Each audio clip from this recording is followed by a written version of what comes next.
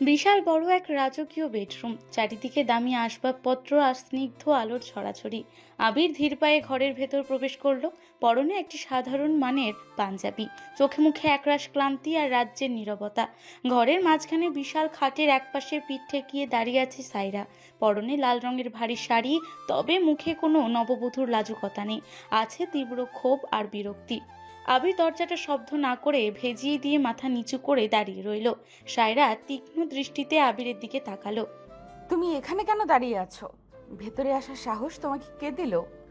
আপনার বাবা আমাকে এই ঘরে আসতে বললেন, তাই এসেছি। আমার বাবা বলেছে, আর তুমি সুবোধ বালকের মতো চলে এসেছো? তোমার নিজের কোনো ব্যক্তিত্ব নেই নাকি টাকার গন্ধ পেয়ে সব ব্যক্তিত্ব বিসর্জন দিয়েছো? আপনি যা ভাবছেন পরিস্থিতি ঠিক তেমনটা নয়। পরিস্থিতি কেমন সেটা আমাকে বোঝাতে এসো না। আমি খুব ভালো করেই জানি তোমার বাবার চরিত্র। আমার বাবার ইমোশনকে ব্ল্যাকমেইল করে 50 লাখ টাকা ঋণ মওকুফ করিয়েছে। তার উপর নিজের 20 বছরের ছেলেকে আমার গলায় ঝুলিয়ে দিয়েছে। তোমার লজ্জা করে না? তুমি জানো আমার বয়স কত? জানি আপনার বয়স 29 আর আমার 20। জানার পরেও তুমি এই বিয়েতে রাজি হলে কিভাবে? তোমার কি একবারও মনে হলো না যে তোমার চেয়ে 9 বছরের বড় একটা মেয়েকে বিয়ে করছো? মানুষ জানলে কি বলবে? তোমাকে আমার ছোট ভাই ভাববে। সমাজের মানুষ কি ভাববে সেটা নিয়ে ভাবার মতো বিলাসিতা আমার জীবনে নেই। যখন নিজের পরিবার নিলামে ওঠে তখন বয়স আর সম্মান নিয়ে ভাবার সুযোগ থাকে না। ও, তার মানে তুমি স্বীকার করছো যে তুমি বিক্রি হয়েছো? টাকার জন্য তোমার বাবা তোমাকে আমার কাছে বিক্রি করে দিয়েছে? হ্যাঁ, বলতে পারেন। ঋণ শোধ করার আর কোনো উপায় আমাদের ছিল না। আপনার বাবা আমার বাবাকে জেলে পাঠানোর হুমকি দিয়েছিলেন। আমি শুধু আমার পরিবারকে বাঁচানোর চেষ্টা করেছি। বাহ, দারুণ আত্মত্যাগ। কিন্তু এই আত্মত্যাগের আড়ালে যে বিশাল সম্পত্তির লোভ লুকিয়ে আছে সেটা আমি বুঝি না ভেবেছো? তুমি হয়তো ভেবেছো আমাকে বিয়ে করলেই আমার বাবার সব সম্পত্তির অর্ধেক মালিক তুমি হয়ে যাবে। আপনার সম্পত্তির প্রতি আমার এক বিন্দুও লোভ নেই। আমি শুধু আমার বাবার ঋণের দায় মেটাতে এসেছি। মিথ্যা কথা। তোমার মতো ছেলেদের আমি খুব ভালো করেই চিনি। গরিব ঘরের ছেলেদের বড়লোক হওয়ার শর্টকাট রাস্তা হলো বড়লোক ঘরের মেয়ে ফাঁসানো। আর তুমি তো একেবারে লিগ্যাল ওয়েতে এসেছো। সায়রার তীক্ষ্ণ কথাগুলো আবিরের বুকে তীরের মতো বিঁধতে লাগলো, কিন্তু সে কোনো প্রতিবাদ করলো না। শুধু তার চোখের দৃষ্টি একটু নিচের দিকে নেমে গেল। আপনার যদি মনে হয় আমি সম্পত্তির লোভে এসেছি তবে তাই হোক। আপনার ধারণাকে বদলানোর মতো শক্তি বা ইচ্ছে কোনোটিই আমার নেই। তোমার ইচ্ছা থাকলেও তুমি সেটা পারতে না, কারণ তুমি জানো তুমি কি। শোনো আবির, তুমি আমার বাবার জেদের কারণে এ বাড়িতে ঢুকেছো ঠিকই, কিন্তু আমার মনে তুমি কখনো জায়গা পাবে না। আমি তোমাকে কোনোদিন আমার স্বামী হিসেবে মেনে নেব না। আমি আপনার কাছে সেই দাবি নিয়ে আসিনি। আপনি নিশ্চিন্ত থাকতে পারেন। নিশ্চিন্ত আমি থাকবো, কিন্তু তোমাকে একটা কথা পরিষ্কার জানিয়ে দেই, এই ঘরে তুমি থাকতে পারবে না। ঠিক আছে, আমি তাহলে বাইরে গিয়ে অন্য কোনো ঘরে থাকছি। দাঁড়াও, বাইরে যাওয়ার কোনো দরকার নেই। বাড়ির কাজের লোক থেকে শুরু করে আমার মা বাবা সবাই জানবে তুমি এই ঘরেই আছো। আমি চাই না কাল রাতে বাড়ি জুড়ে কোনো নতুন নাটক শুরু হোক। তাহলে আমি কোথায় থাকবো? ওই যে জানালার পাশে সোফাটা দেখছো, ওইখানে গিয়ে পড়ে থাকো। আর শোনো, ভুল করেও কখনো আমার বিছানার ধারে কাছে আসার চেষ্টা করবে না। জি আচ্ছা। আবির ধীর পায়ে হেঁটে জানালার ধারে সোফাটার কাছে গেল।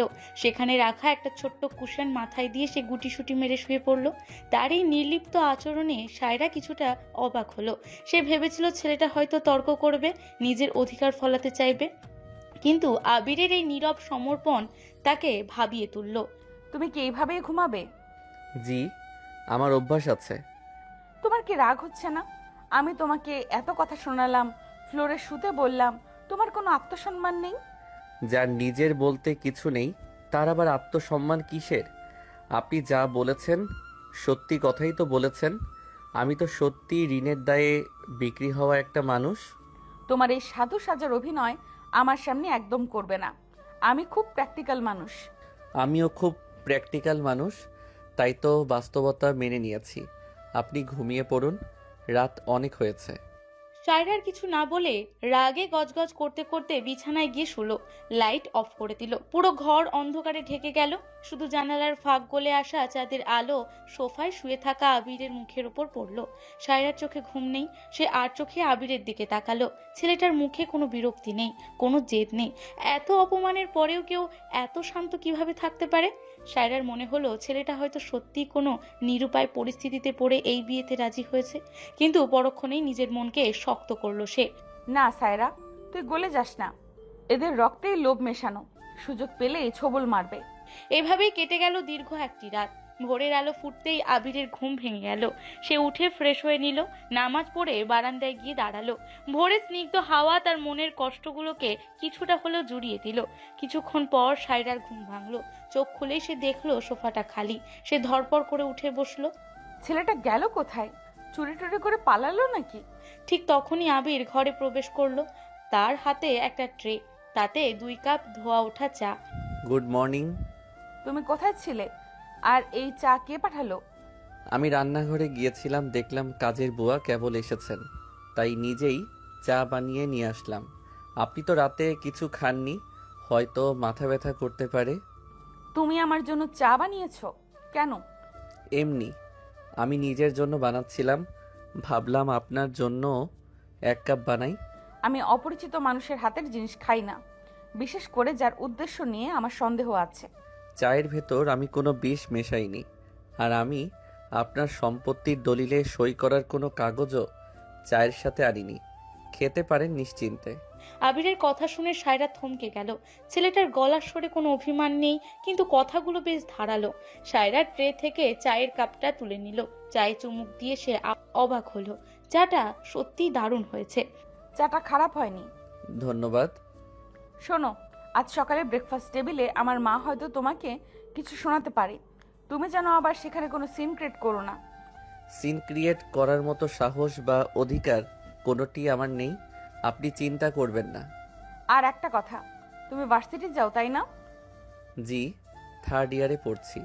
তোমার ভার্সিটির খরচ কে দেয়? আমি টিউশন করি, সেখান থেকে নিজের খরচ চালাই। এখন থেকে আর টিউশনি করার দরকার নেই। আমার বাবার স্ট্যাটাস আছে, তার জামাই মানুষের বাড়ি বাড়ি গিয়ে টিউশনি করবে, এটা মানায় না। তোমার যা টাকা লাগবে আমি দেব। আমার কোনো টাকার প্রয়োজন নেই, আমি আমার নিজের খরচ নিজেই চালাতে পারি। আপনার বাবার স্ট্যাটাস আমার টিউশনি করার কারণে নষ্ট হবে না। তুমি কি আমার মুখের উপর তর্ক করছো? তর্ক করছি না, শুধু নিজের অবস্থানটা পরিষ্কার করছি। আমি বিক্রি হয়েছি আপনার বাবার ঋণের দায়ে, আমার আত্মসম্মানটা বিক্রি হয়নি। আমি আমার নিজের পরিশ্রমে চলি, ভবিষ্যতেও চলবো। তোমার এত ইগো কিসের? গরিব মানুষের এত ইগো মানায় না। গরিব মানুষের একটাই জিনিস থাকে, সেটা হলো তার আত্মসম্মান। সেটা হারালে তার আর কিছুই থাকে না। আবিরের কথাগুলো সায়রার বুকে গিয়ে লাগলো। সে কিছুক্ষণের জন্য চুপ হয়ে গেল। ছেলেটার চোখ দুটো কি ভীষণ শান্ত, অথচ কত গভীর। সায়রা নিজেকে সামলে নিল। ঠিক আছে, তোমার যা ইচ্ছা করো, কিন্তু আমার ফ্যামিলির সামনে এমন কোনো কাজ করবে না যাতে আমার মাথা নিচু হয়। আমি চেষ্টা করব। তুমি এবার বাইরে যাও, আমি ফ্রেশ হব। আর শোনো, নিচে সবার সামনে আমাকে তুমি বলবে না। আমাদের সম্পর্কটা স্বাভাবিক, এটা প্রমাণ করতে হবে। আমি আপনাকে তুমি বলতে পারবো না, কেন? কারণ আমি আপনাকে সম্মান করি। আপনি আমার চেয়ে বয়সে বড়, জ্ঞানে বড়, অভিজ্ঞতায় বড়। আমি আপনাকে আপনি করেই বলবো।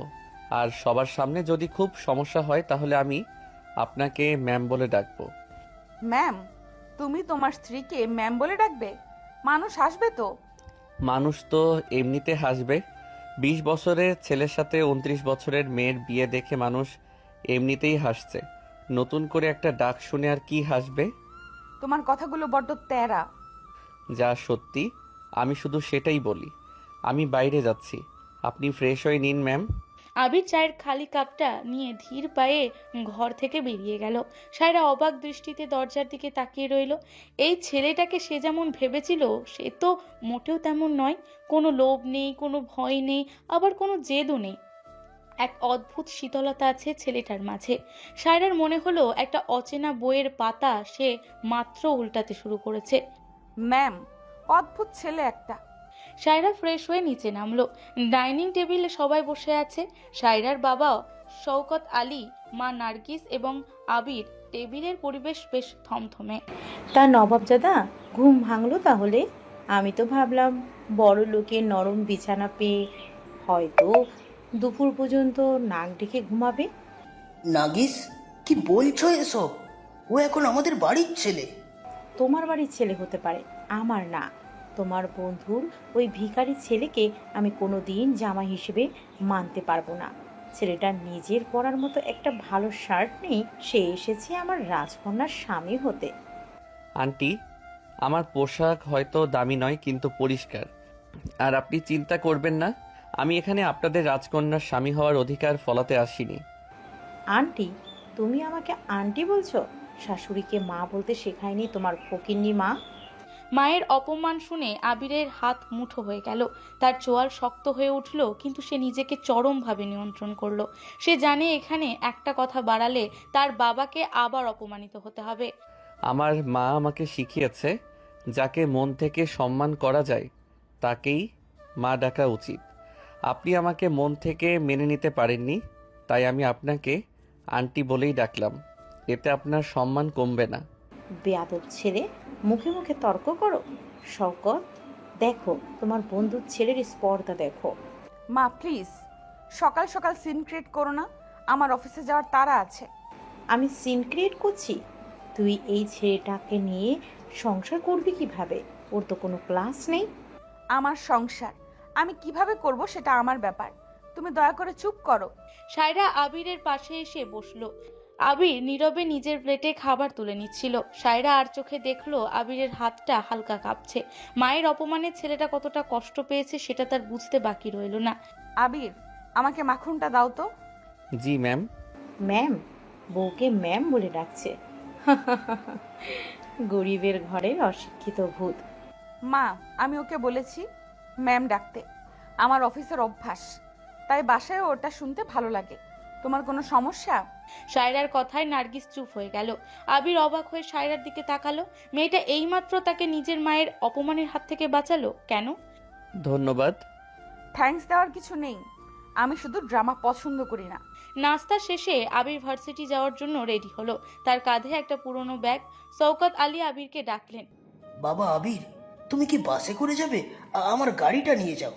না আঙ্কেল, আমার বাসে যাওয়ার অভ্যাস আছে, গাড়ি লাগবে না। আরে বাবা, এখন তুমি এই বাড়ির জামাই, বাসে গেলে মানুষ কি বলবে? মানুষ তো কাল থেকেই অনেক কিছু বলছে আঙ্কেল, নতুন করে আর কি বলবে। আমি আসছি। আবির আর কোনো কথা না শুনে বাড়ি থেকে বেরিয়ে গেল। সায়রা দোতলার বারান্দা থেকে দেখলো ছেলেটা রৌদ্রের কড়া তাপ মাথায় নিয়ে হেঁটে মেন গেট দিয়ে বেরিয়ে যাচ্ছে। বিশাল সম্পত্তির মালিক হওয়ার কোনো অহংকার তার পদক্ষেপে নেই, আছে শুধু একটা নীরব প্রত্যাখ্যান।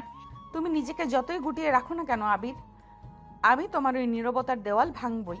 তুমি সত্যিই লোভী নাকি তোমার এই আত্মসম্মান বোধ পুরোটাই সত্যি, সেটা আমাকে দেখতে হবে। সায়রাও রেডি হয়ে অফিসের দিকে রওনা দিল।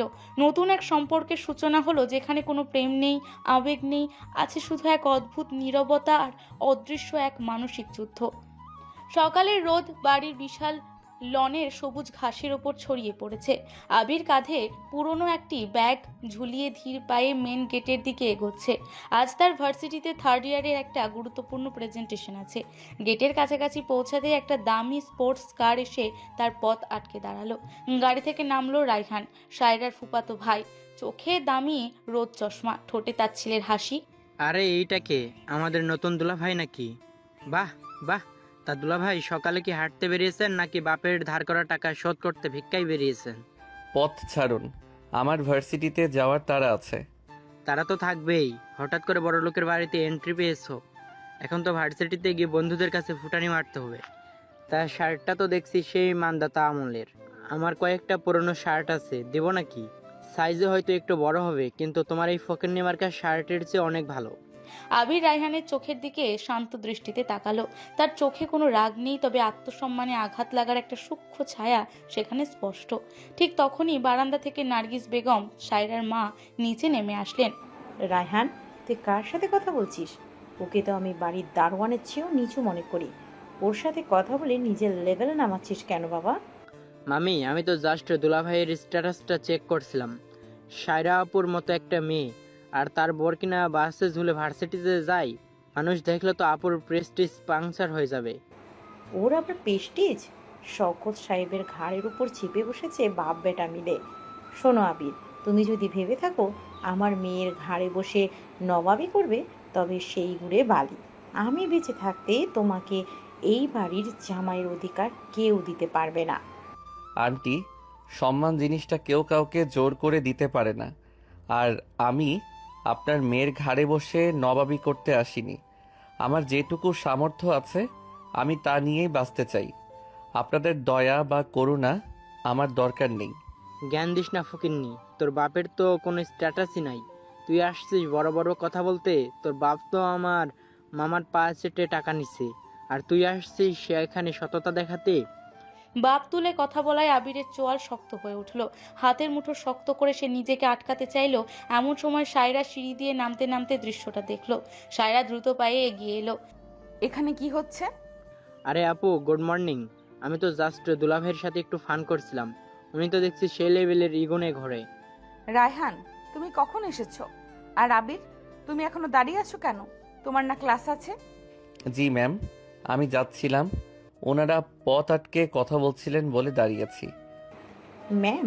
তুই নিজের স্বামীকে দিয়ে ম্যাম ডাকার সায়রা? এটা কি ধরনের অভদ্রতা?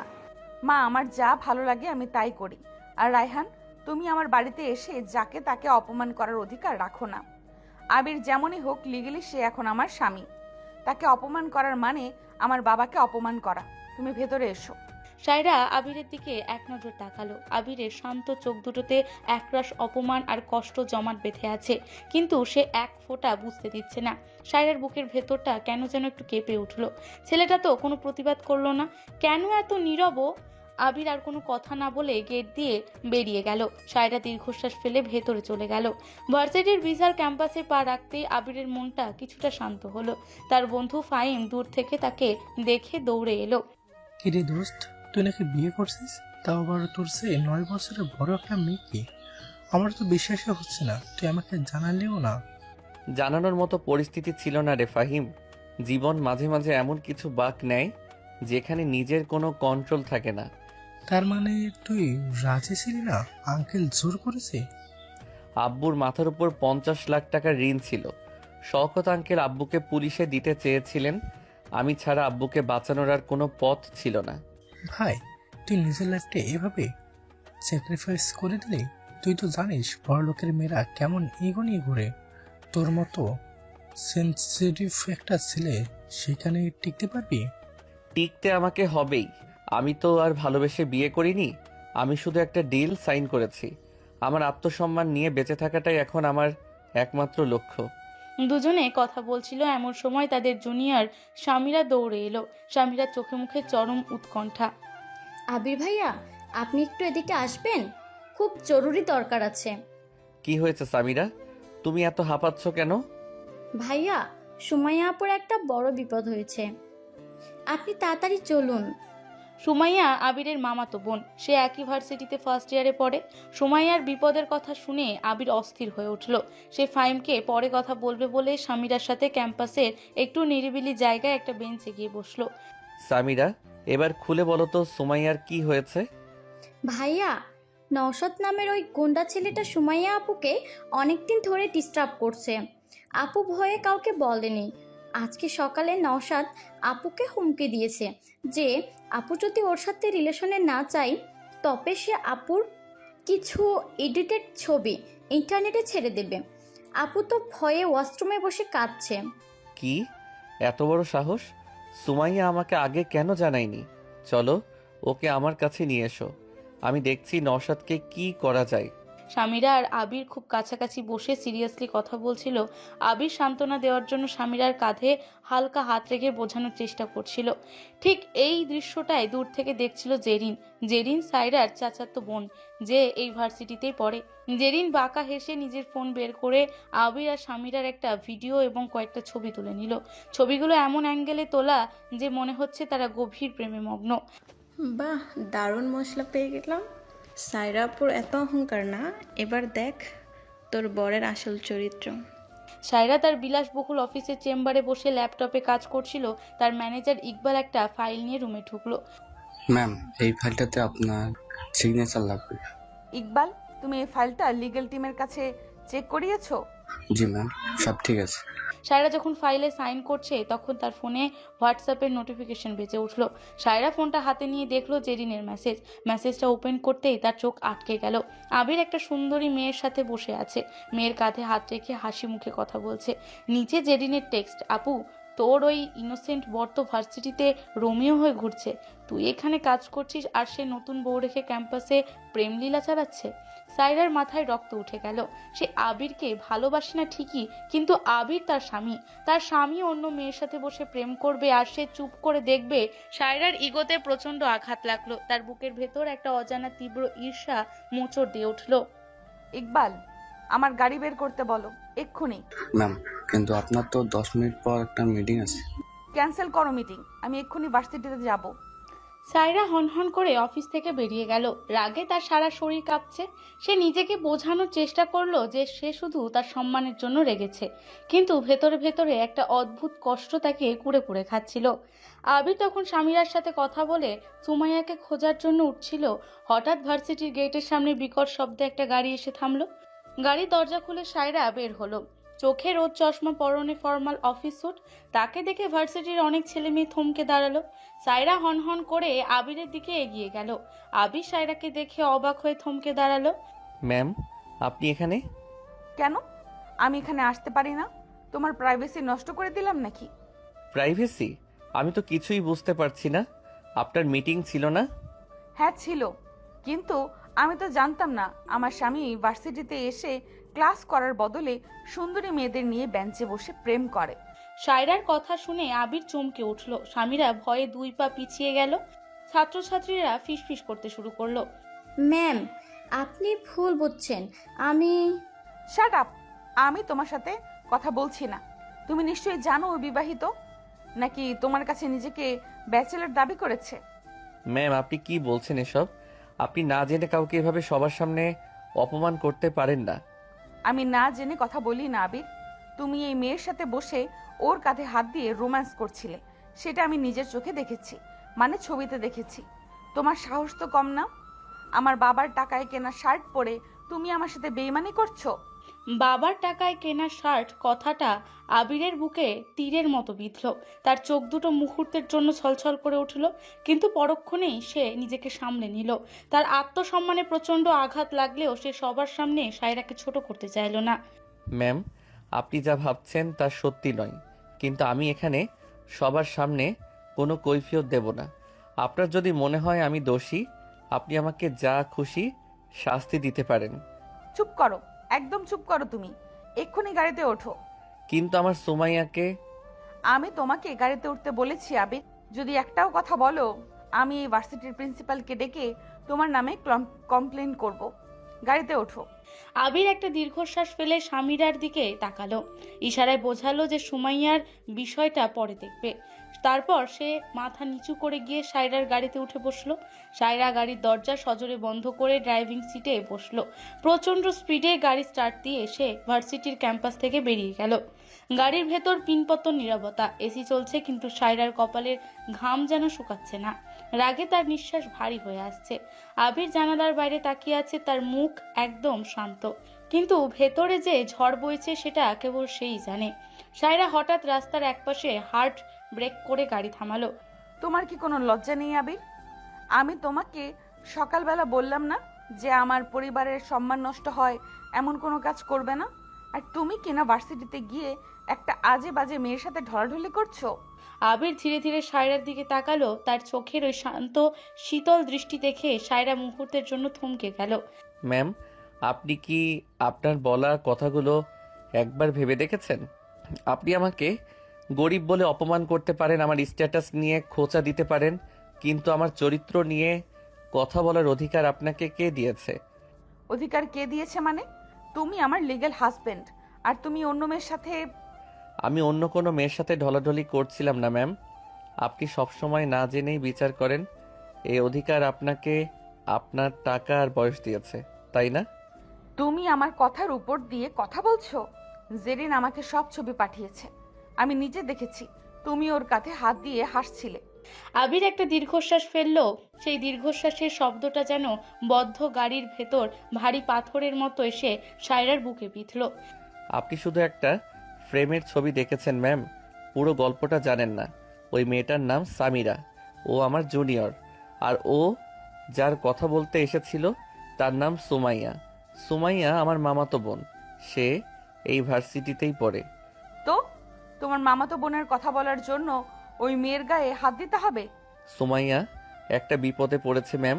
ভার্সিটির একটা বখাটে ছেলে ওকে ব্ল্যাকমেইল করছে। সুমাইয়া ভয়ে ওয়াশরুমে লুকিয়ে কাঁদছিল। সামিরা দৌড়ে এসে আমাকে সেই বিপদের কথা জানাচ্ছিল। মেয়েটা ভয়ে কাঁপছিল, তাই আমি একজন বড় ভাই হিসেবে ওকে সান্ত্বনা দেওয়ার জন্য ওর কাঁধে হাত রেখেছিলাম। হাসছিলাম না, ওকে সাহস দিচ্ছিলাম। আপনি জেরিনাপুর পাঠানো ছবি দেখেছেন, কিন্তু সামিরার চোখের জলটা কি আপনার চোখে পড়েছে? আবিরের কথাগুলো শুনে সায়রা যেন পাথরের মতো জমে গেল। তার গলা শুকিয়ে এলো। সে যা ভেবেছিল বিষয়টা তার ধারের কাছেও নয়। সে না জেনে না বুঝে সবার সামনে আবিরকে এত বড় একটা অপমান করে ফেললো। সায়রার বুকের ভেতরটা হঠাৎ করে অপরাধ বোধে পুড়ে গেল। তুমি তুমি আমাকে আগে বলনি কেন? তুমি তো ভার্সিটিতেই বলতে পারতে। আপনি কি শোনার মতো অবস্থায় ছিলেন ম্যাম? আপনি তো এসেই আপনার ইগো আর সম্মানের বড়াই শুরু করে দিলেন। আপনি আমাকে কথা বলার কোনো সুযোগই দেননি। আর সবার সামনে যদি আমি তর্ক করতাম, তাহলে আপনার সম্মানটা কি খুব থাকতো? আমি আমি আসলে বুঝতে পারিনি আবির। জেরিন আমাকে এমনভাবে মেসেজটা করেছিল, আমি আমি মাথা ঠিক রাখতে পারিনি। আমি জানি ম্যাম, আমি গরিব। আমার বাবা ঋণের দায়ে আমাকে বিক্রি করেছে, তাই আমার উপর যে কোনো দোষ চাপানো খুব সহজ। আমি চরিত্রহীন, আমি লোভী, এই ট্যাগগুলো আমার গায়ে লাগানোটা আপনাদের জন্য খুব সাধারণ ব্যাপার। প্লিজ আবির, এইভাবে বলো না। আমি রিয়েলাইজ করছি আমার ভুল হয়েছে। আমি তোমাকে সবার সামনে ওভাবে, I am really sorry. Saira প্রথমবারের মতো আবিরের কাছে ক্ষমা চাইলো। তার অহংকারী চোখের দৃষ্টি এখন নিচে নামানো। আবির জানালার বাইরে তাকিয়ে রইল। আপনার সরি বলার কোনো প্রয়োজন নেই ম্যাম। আপনার টাকা আছে, ক্ষমতা আছে, আপনার সরি বলাটা মানায় না। আপনি গাড়ি চালান, আমাকে সুমাইয়ের কাছে যেতে হবে, ও খুব বিপদে আছে। আমি যাব তোমার সাথে। দরকার নেই, এটা আমার পরিবারের সমস্যা, আমি নিজেই সামলাতে পারবো। আমি শুধু তোমার স্ত্রী নই আবির, আমি একজন মানুষ। একটা মেয়ে ব্ল্যাকমেলের শিকার হচ্ছে, আর আমি চুপ করে থাকবো? আর তুমি তো আমার স্বামীর দায়িত্বে আছো। তোমার বোনের বিপদ মানে আমারও তো দায়িত্ব, তাই না? সায়রার কথায় আবির অবাক হয়ে তাকালো।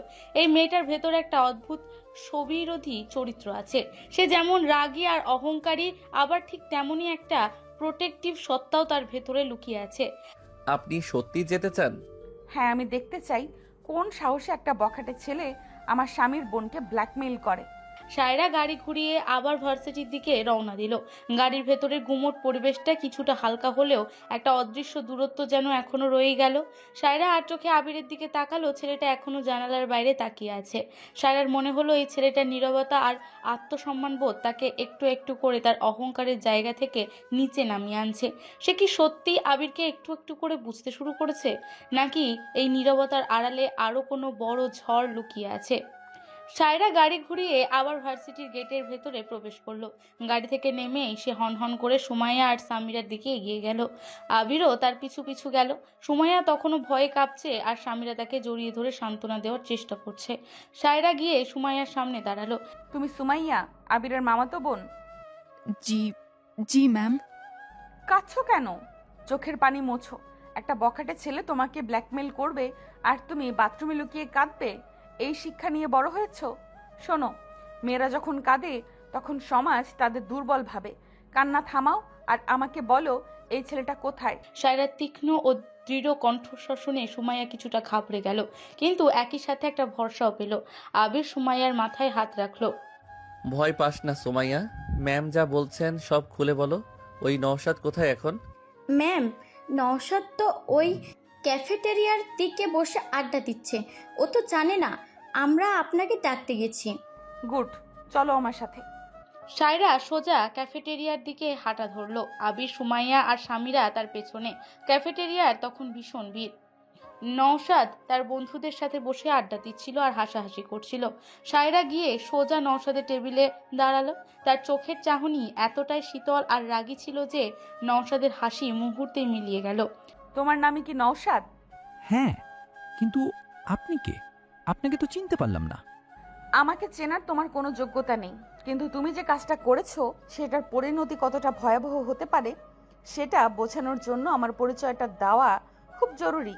আমি সায়রা চৌধুরী, শওকত গ্রুপের এমডি। আর তুমি যাকে ব্ল্যাকমেল করার দুঃসাহস দেখিয়েছো সে আমার স্বামীর ছোট বোন। আমার স্বামী শব্দটা সায়রা এমনভাবে উচ্চারণ করলো যেন পুরো পৃথিবী শুনলেও তার কাছে কিছু যায় আসে না। আবির চমকে উঠে সায়রার দিকে তাকালো। এই অহংকারী মেয়েটা সবার সামনে তার নিজের স্বামী হিসেবে পরিচয় দিচ্ছে। ম্যাম, আমি তো কিছু আমি তো জাস্ট মজা করছিলাম। মজা? একটা মেয়ের এডিটেড ছবি ইন্টারনেটে দেওয়ার হুমকি দেওয়া তোমার কাছে মজা মনে হয়? শোনো বখাটের ছেলে, আমি পুলিশ ডাকার মতো সময় নষ্ট করি না। আমার একটা ফোন কলে সাইবার ক্রাইম ইউনিট আগামী 10 মিনিটের মধ্যে তোমাকে এখান থেকে তুলে নিয়ে যাবে। আর তোমার ওই নোংরা ফোনটা আজীবনের জন্য সিজ হবে। তোমার বাবার স্ট্যাটাস কি আমি জানি না, তবে আমার সাথে লড়তে এলে তোমার পুরো পরিবার রাস্তায় বসে যাবে। সায়রার কথা বলার ভঙ্গি আর ক্ষমতার দাপট দেখে নওশাদের মুখ ফ্যাকাশে হয়ে গেল। আশেপাশের ছাত্রছাত্রীরা পিনপত নীরবতায় সব দেখছিল। ম্যাম, আমাকে মাফ করে দিন। আমি বুঝতে পারিনি সুমাইয়া আপু আপনাদের। আমি আর জীবনেও ওনার দিকে তাকাবো না। আমি সব ডিলিট করে দিচ্ছি। এক্ষুনি ডিলিট করো। আর শোনো, সুমাইয়ার চোখের দিকে তাকিয়ে ক্ষমা চাও। আর যদি কোনোদিন ওকে বিরক্ত করার চেষ্টা করেছো তবে ভার্সিটি তো দূর, এই শহরে তুমি থাকতে পারবে না। নওশাদ মাথা নিচু করে সুমাইয়ার কাছে গেল। আমাকে মাফ করে দে সুমাইয়া। আমি খুব বড় ভুল করে ফেলেছি। আর কোনোদিন আমি তোকে ডিস্টার্ব করব না। সায়রা আর কোনো কথা না বলে ঘুরে দাঁড়ালো। আবিরের দিকে তাকিয়ে শুধু একবার ইশারা করলো আসার জন্য, তারপর হন হন করে গাড়ির দিকে চলে গেল। আবির সুমাইয়াকে আশ্বস্ত করে সায়রার পিছু নিল। গাড়িতে ওঠার পর কিছুক্ষণ কেউ কোনো কথা বলল না। নীরবতা ভেঙে সায়রাই প্রথম কথা বলল। তুমি ভার্সিটিতে ক্লাস করবে না? না, আজকের মতো আমার ক্লাস শেষ। ঠিক আছে, আমি তোমাকে বাসায় নামিয়ে দিয়ে অফিসে যাচ্ছি। আর শোনো, তোমার বোনকে বলে দিও ভয় পেতে না। আমার পরিবারের কারোর দিকে চোখ তুলে তাকানোর সাহস এই শহরের কারো নেই। পরিবারের কেউ? আপনি তো আমাকে পরিবারের কেউ মনে করেন না। আমি তো শুধু একটা চুক্তি। তাহলে আমাকে সবার সামনে স্বামী বলে পরিচয় দিলেন কেন? সায়রা গাড়ি চালাতে চালাতে একটা দীর্ঘশ্বাস ফেললো। তার চোখের সামনে আবিরের সেই নীরব অভিমানী মুখটা ভাসছিল। আমি ড্রামা পছন্দ করি না আবির। তুমি আমার লিগ্যাল হাজবেন্ড, এটা তো একটা ফ্যাক্ট। আর আমার স্বামীর বোনকে কেউ অপমান করবে সেটা আমার ইগোতে লাগে, এর বাইরে কিছু ভেবো না।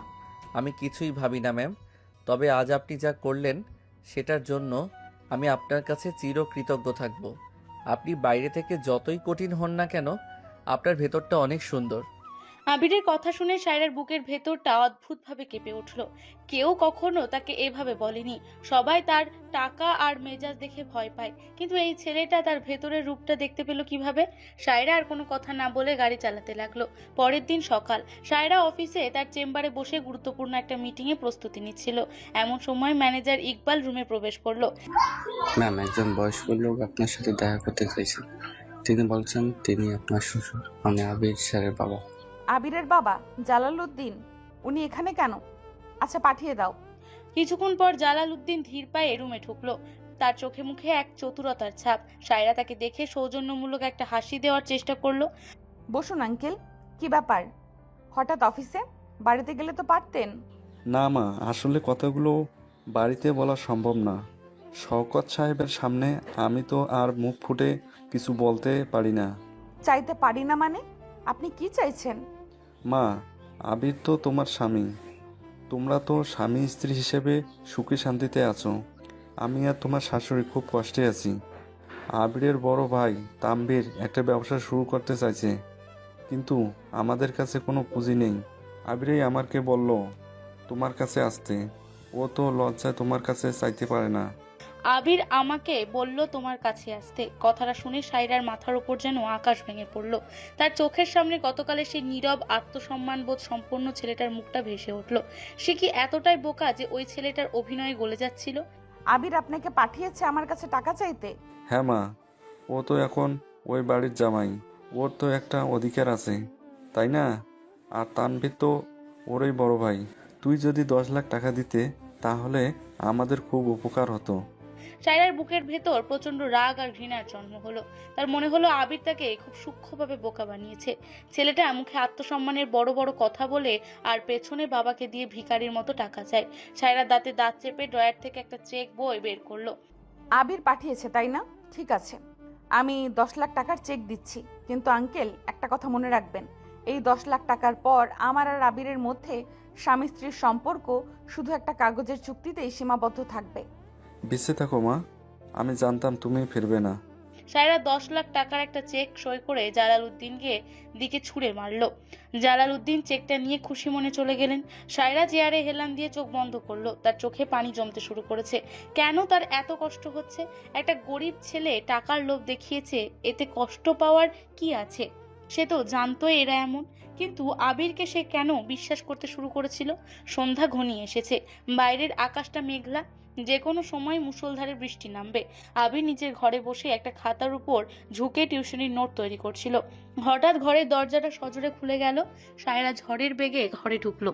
তার চোখ মুখ লাল, রাগের পুরো শরীর কাঁপছে। আবির অবাক হয়ে উঠে দাঁড়ালো। ম্যাম, কি হয়েছে? আপনি এত রেগে আছেন কেন? সায়রা কোনো কথা না বলে নিজের পার্স থেকে একটা কাগজের টুকরো বের করে আবিরের মুখের উপর ছুঁড়ে মারলো। কাগজটা নিজে পড়তেই আবির দেখলো সেটা একটা ব্যাংক চেকের ফটোকপি। 10 লাখ টাকার চেক, সায়রা চৌধুরীর সই করা, আর প্রাপকের নাম জালালউদ্দিন। আবিরের বুকের ভেতরটা ছ্যাদ করে উঠলো। এই নাও তোমার দাম। 50 লাখ টাকায় তোমার ঋণ শোধ হয়েছিল, আর আজ 10 লাখ টাকায় তোমার আত্মসম্মানটা আমি কিনে নিলাম। ম্যাম, এটা কি? আব্বু আপনার কাছে টাকা নিয়েছে? বাহ, দারুণ অভিনয়, অস্কার পাওয়া উচিত তোমার। তুমি তো ম্যাম ম্যাম করে আমার পেছনে ঘুরে খুব আত্মসম্মান দেখাচ্ছিলে, আর পেছনে নিজের বাবাকে অফিসে পাঠিয়ে 10 লাখ টাকা ভিক্ষা চাইলে। বিশ্বাস করুন ম্যাম, আমি কিচ্ছু জানি না। আমি কেন টাকা চাইতে যাব? চুপ করো প্রতারক, তোমার বাবা নিজের মুখে বলেছে তুমি তাকে পাঠিয়েছো। তুমি তো লজ্জাই চাইতে পারো না, তাই বাবাকে পাঠালে। তুমি ভেবেছো আমি বুঝতে পারবো না? আমি কাল তোমার বোনের বিপদে তোমার পাশে দাঁড়িয়েছিলাম, আর তুমি সেই ইমোশনটাকে ব্যবহার করে আজ আমার কাছ থেকে টাকা খসানোর প্ল্যান করলে। ঠিক সেই মুহূর্তে নার্গিস বেগম ঘরে ঢুকলেন। চেঁচামেচি শুরু, তিনি ছুটে এসেছেন। কি হয়েছে সায়রা, তুই এত চিৎকার করছিস কেন? মা দেখো, তোমার ওই নিরীহ জামাইয়ের কাজ, আমাকে না জানিয়ে ওর বাবাকে আমার অফিসে পাঠিয়েছে টাকা ভিক্ষা করতে। আমি 10 লাখ টাকা ওর বাবার মুখের উপর ছুঁড়ে দিয়ে এসেছি। ও মা, তাই নাকি? আমি তো প্রথম দিনই বলেছিলাম এই ভিখারির ঘরের লোকগুলো লোভী। শকতকে তো বোকা বানিয়েছে, এখন তোমাকেও বোকা বানাচ্ছে। এই ছেলে তো একটা আস্ত ফ্রড। অপমানে আবিরের কান ভোবু করতে লাগলো। তার চোখের সামনে পুরো পৃথিবীটা যেন জ্বলছে। তার নিজের বাবা তার নাম করে সায়রার কাছে টাকা নিয়েছে। যে আত্মসম্মানটা নিয়ে সে এত অহংকার করত, আজ তার নিজের বাবা সেই আত্মসম্মানটাকে 10 লাখ টাকার বিনিময়ে বিক্রি করে দিল। আবিরের চোখ দিয়ে টপ টপ করে পানি পড়তে লাগলো। সে সায়রার দিকে তাকালো। সায়রার চোখে তীব্র ঘৃণা। আপনি আমাকে বিশ্বাস করুন, আমি সত্যি কিছু জানি না। আমি আমার আত্মসম্মান কখনো বিক্রি হতে দিতাম না। তোমার মতো মানুষের মুখে আত্মসম্মান শব্দটা মানায় না আবির। তুমি একটা বিক্রি হওয়া পুতুল, আর আমি তোমাকে কিনেছি। এই ঘরে থাকার কোনো অধিকার তোমার নেই। আমার চোখের সামনে থেকে দূর হও তুমি। আবির আর একটা কথাও বলতে পারলো না। তার গলার কাছে একটা বিশাল দলা পাকিয়ে আসছে।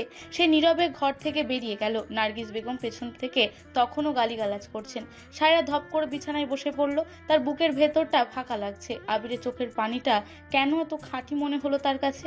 বাইরে তখন মুষলধারে বৃষ্টি শুরু হয়েছে। আকাশ চিরে বিদ্যুৎ মেঘ চমকাচ্ছে। আবির সেই ঝড় বৃষ্টির মাঝেই রাস্তায় হাঁটতে লাগলো। তার কাছে কোনো ছাতা নেই, সে সম্পূর্ণ ভিজে গেছে। বৃষ্টির জলের সাথে তার চোখের জল মিশে একাকার হয়ে যাচ্ছে। তার বুকের ভেতর এক তীব্র যন্ত্রণা। সে হাঁটতে হাঁটতে সোজা চলে এলো তার বাবার বাড়িতে। একটা পুরনো জরাজীর্ণ বাড়ি। দরজা ধাক্কাতেই তার মা রহিমা বেগম দরজা খুললেন। আবির, তুই এই বৃষ্টির মধ্যে? তুই তো পুরো ভিজে গেছিস বাপ, কি হয়েছে তোর? আবির মায়ের কোনো কথার উত্তর না দিয়ে সোজা ঘরের ভেতর ঢুকলো। জালালউদ্দিন তখন আরাম করে সোফায় বসে চা খাচ্ছিলেন আর তানভীরের সাথে ব্যবসার গল্প করছিলেন। আবিরকে এই অবস্থায় দেখে তারা অবাক হয়ে গেলেন।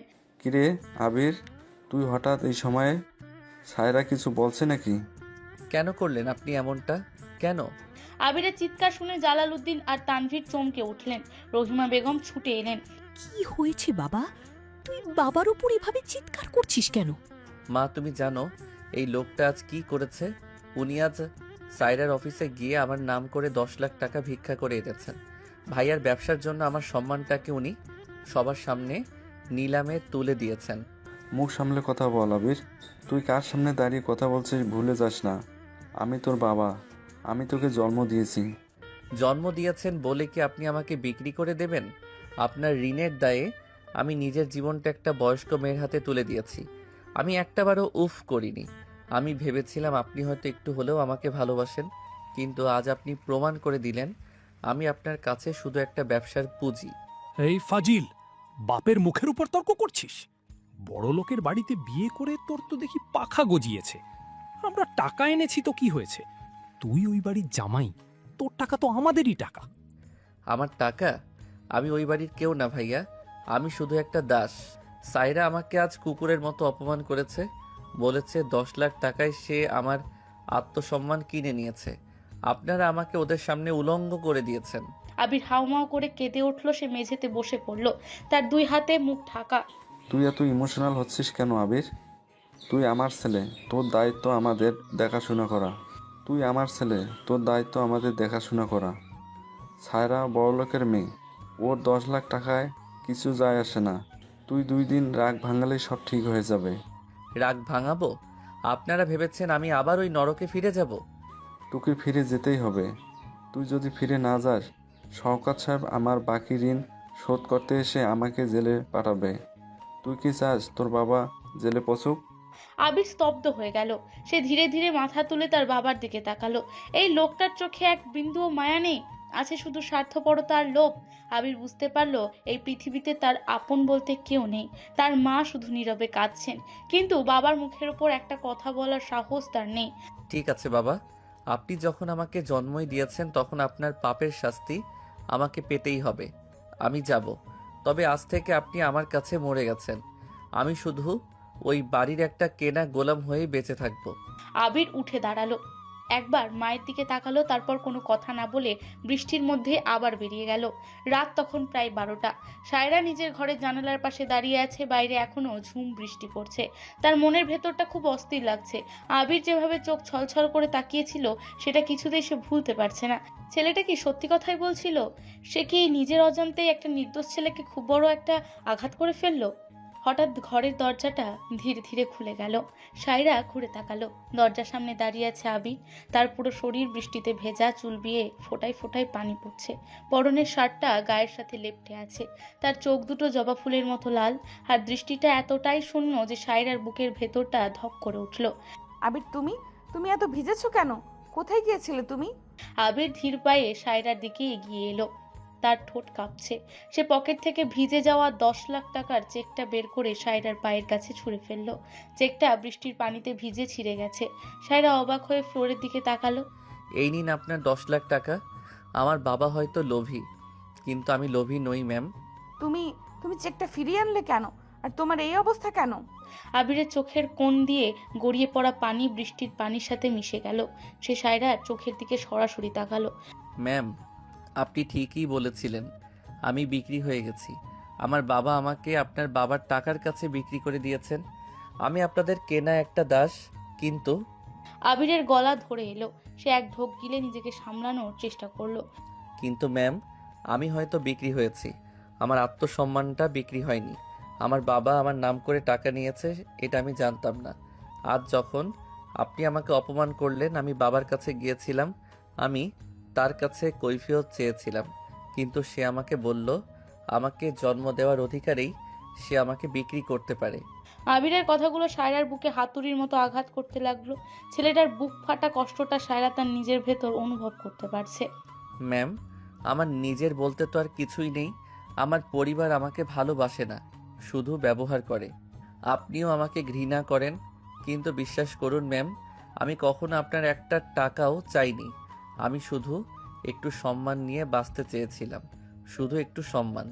কথাগুলো বলতে বলতে আবিরের শরীরটা থরথর করে কাঁপতে লাগলো। আর সে নিজের ভার ধরে রাখতে পারলো না। হাঁটু মুড়ে ফ্লোরে বসে পড়লো। দুই হাতে মুখ ঢেকে সে একটা শিশুর মতো হাউমাউ করে কেঁদে উঠল। আমি আর পারছি না ম্যাম, আমি আর পারছি না। এই অপমানের বোঝা আমি আর নিতে পারছি না। সায়রার আর নিজেকে ধরে রাখা সম্ভব হলো না। তার চোখের কোণ দিয়ে ঝরঝর করে পানি পড়তে লাগলো। সে বুঝতে পারলো সে কত বড় ভুল করেছে। একটা ইনোসেন্ট ছেলেকে সে না বুঝে কতটা কষ্ট দিয়েছে। সায়রা ছুটে গিয়ে ফ্লোরে বসা আবিরকে জড়িয়ে ধরলো। আমাকে মাফ করে দাও আবির, আমাকে মাফ করে দাও। আমি বুঝতে পারিনি। আমি রাগের মাথায় তোমাকে কত কথা শুনিয়েছি। আমি বুঝতে পারিনি তোমার পরিবার তোমার সাথে এমন করছে। সায়রা আবিরের মাথাটা নিজের বুকে টেনে নিল। আবির সায়রার বুকে মুখ গুজে কাঁপতে লাগলো। সায়রার ভেজা শাড়ি আর আবিরের ভেজা শরীর একাকার হয়ে গেল। সায়রা পরম মমতায় আবিরের ভেজা চুলে হাত বুলিয়ে দিতে লাগলো। তুমি আর একা নও আবির, আজ থেকে তুমি আর একা নও। তোমার পরিবার তোমাকে বিক্রি করেছে, কিন্তু আমি তোমাকে কিনে নেইনি। আমি তোমার স্ত্রী। আজ থেকে আমি তোমার ঢাল হয়ে দাঁড়াবো, আর কেউ তোমাকে অপমান করতে পারবে না, কেউ না। আবির কোনো কথা বলতে পারল না, শুধু সায়রাকে শক্ত করে জড়িয়ে ধরে রইল। দীর্ঘদিনের জমানো একাকিত্ব আর কষ্টগুলো যেন সায়রার বুকের উষ্ণতায় গলে জল হয়ে যাচ্ছে। বাইরের বৃষ্টির শব্দ ছাপিয়ে দুজনের হৃদয়ের নীরব কান্নার আওয়াজ একটা নতুন সম্পর্কের জন্ম দিচ্ছিল। যে সম্পর্ক শুধু আবেগের, যে সম্পর্ক শুধু ভালোবাসার। ভোরের স্নিগ্ধ আলো জানালার পর্দা ভেদ করে ঘরের ভেতর প্রবেশ করছে। গত রাতের মুষলধারে বৃষ্টির পর সকালের হাওয়াটা বেশ শীতল। বিশাল রাজকীয় বিছানায় চোখ বন্ধ করে শুয়ে আছে আবির। গত রাতের বৃষ্টিতে ভেজার কারণে তার শরীরে হালকা জ্বর এসেছে। জ্বরের ঘোরে তার শ্বাস প্রশ্বাস কিছুটা দ্রুত। তার মাথার কাছে বসে আছে সায়রা। সায়রার পরনে সাধারণ একটা সুতির শাড়ি, চোখে মুখে রাত জাগার ক্লান্তি। সে পরম যত্নে একটা ভেজা তোয়ালে দিয়ে আবিরের কপাল মুছে দিচ্ছে। গত রাতের পর থেকে আবিরের প্রতি সায়রার দৃষ্টিভঙ্গি পুরোপুরি বদলে গেছে। ছেলেটার বুক ফাটা কান্না আর নিজের পরিবারের কাছে বিক্রি হয়ে যাওয়ার কষ্ট সায়রার ভেতরে জমাট বাঁধা অহংকারকে ধূলিসাৎ করে দিয়েছে। আবির ধীরে ধীরে চোখ খুলল। চোখের সামনে সায়রাকে এত কাছে দেখে সে কিছুটা ঘাবড়ে গিয়ে ধরপড় করে ওঠার চেষ্টা করলো। উঠছো কেন? শুয়ে থাকো, তোমার গায়ে এখনো অনেক জ্বর। ম্যাম, আমি বিছানায় কেন? আমি তো মেঝেতে ছিলাম। তুমি তো মেঝেতেই বসে কাঁদছিলে, তারপর জ্বরের ঘোরে অজ্ঞান হয়ে যাও। আমি আর ইকবাল মিলে তোমাকে বিছানায় শুইয়ে দিয়েছি। আর শোনো, তুমি অসুস্থ, তাই আজকের দিনটা বিছানাতেই থাকবে। কিন্তু ম্যাম, আমার তো ভার্সিটিতে। আমি বলেছি তুমি বিছানা থেকে উঠবে না, মানে উঠবে না। এটা তোমার বসের অর্ডার ভাবতে পারো, অথবা তোমার স্ত্রীর অধিকার। স্ত্রীর অধিকার শব্দটা শুনে আবির থমকে গেল। সে অবাক দৃষ্টিতে সায়রার দিকে তাকালো। সায়রার চোখে আগে সে তীক্ষ্ণ বা তাচ্ছিল্য নেই, আছে শুধু এক অদ্ভুত মায়া আর অধিকার বোধ। আবির কিছু একটা বলতে যাবে, ঠিক তখনই দরজায় টোকা পড়ল। সায়রার মা নার্গিস বেগম ঘরে ঢুকলেন। তার মুখটা বিরক্তি আর উত্তেজনায় মেশানো। সায়রা, তুই এখানে এই ফকিন্নির ছেলের মাথায় জল ফুটে দিচ্ছিস? আর নিচে কে এসেছে জানিস? কে এসেছে মা? আর তুমি ওকে ফকিন্নির ছেলে বলবে না। আমি কালও বলেছি ও অসুস্থ। ও অসুস্থ হলে কি পুরো পৃথিবী থেমে থাকবে নাকি? নিচে কবির এসেছে, লন্ডন থেকে কাল রাতে ফিরেছে। এসেই তোর সাথে দেখা করতে ছুটে এসেছে। আর তুই কিনা একটা বিক্রি হওয়া দাসের সেবা করছিস? তাড়াতাড়ি নিচে আয়। কবির নামটা শোনা মাত্র সায়রার মুখটা কিছুটা ফ্যাকাশে হয়ে গেল। তার চোখের মণিতে একটা পুরনো অস্বস্তি ফুটে উঠল। আবির সায়রার মুখের এই পরিবর্তনটা খুব সূক্ষ্মভাবে খেয়াল করলো। কবিরকে? এই নামটা শুনে সায়রা এতটা চমকে উঠল কেন? মা, কবির হঠাৎ এতদিন পর এখানে কেন এসেছে? ওর সাথে তো আমার সবকিছু 5 বছর আগেই শেষ হয়ে গেছে। শেষ হয়ে গেছে বললেই তো আর শেষ হয়ে যায় না। ও নিজের ভুল বুঝতে পেরেছে। তাছাড়া ওর বাবা আর তোর বাবার তো একটা বিজনেস ডিল নিয়ে কথা চলার কথা ছিল। তুই নিচে আয়, ও ড্রয়িং রুমে তোর জন্য অপেক্ষা করছে। নার্গিস বেগম গজগজ করতে করতে চলে গেলেন। সায়রা একটা দীর্ঘশ্বাস ফেলে আবিরের দিকে তাকালো। আবির শান্ত চোখে সায়রার দিকে তাকিয়ে আছে। আপনি যান ম্যাম, উনি হয়তো আপনার খুব পরিচিত কেউ, আপনার জন্য অপেক্ষা করছেন। আমি যাচ্ছি, তুমি একদম উঠবে না। আমি নাস্তা পাঠিয়ে দিচ্ছি। সায়রা ঘর থেকে বেরিয়ে গেল। আবির একা শুয়ে রইল, কিন্তু তার বুকের ভেতর একটা অজানা খচখচানি শুরু হলো।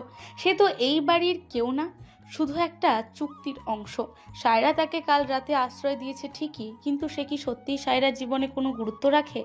আবির আর শুয়ে থাকতে পারল না। সে ধীরে ধীরে উঠে দাঁড়ালো। দুর্বল শরীরটা নিয়ে সে ওয়াশরুমে গিয়ে ফ্রেশ হয়ে নিল। তারপর নিজের পুরনো একটা শার্ট পরে আস্তে আস্তে সিঁড়ি দিয়ে নিচে নামতে লাগলো। ড্রয়িং রুমের কাছাকাছি আসতে সে থমকে দাঁড়ালো।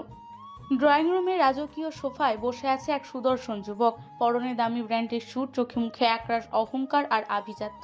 এটাই কবির। তার সামনে বসে আছে সায়রা, শওকত আলী এবং নার্গিস বেগম। সায়রা, লন্ডনে এত বছর ছিলাম ঠিকই, কিন্তু তোমার কথা আমি এক মুহূর্তের জন্য ভুলতে পারিনি। আই ওয়াজ সো স্টুপিড যে তোমার মতো একটা মেয়েকে আমি।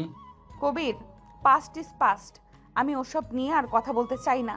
তুমি বিজনেস ডিলের কথা বলতে এসেছিলে, সেটা নিয়ে বাবার সাথে কথা বলতে পারো। আমি এখন বিবাহিত। কাম অন সায়রা, তুমি এই ম্যারেজটাকে একটা বিয়ে বলছো? আঙ্কেল আমাকে সব বলেছেন। তুমি তোমার বাবার জেদ রাখতে গিয়ে জালাল আঙ্কেলের ওই বাচ্চা ছেলেটাকে বিয়ে করেছো। ও তো এখনো ভার্সিটিতে পড়ে। তোমার আর ওর মাঝে কি কোনো ম্যাচ আছে? ইটস জাস্ট চারটি প্রজেক্ট ফর ইউ। কথাগুলো আবিরের কানে সীসার মতো গলিত আগুনের মতো প্রবেশ করলো। তার পা দুটো যেন ফ্লোরের সাথে আটকে গেল। ঠিকই তো বলেছো বাবা কবির, ওই ভিখারির ছেলেটার সাথে আমার মেয়ের কোনো তুলনাই হয় না। ও তো শুধু টাকার লোভে পড়ে আছে।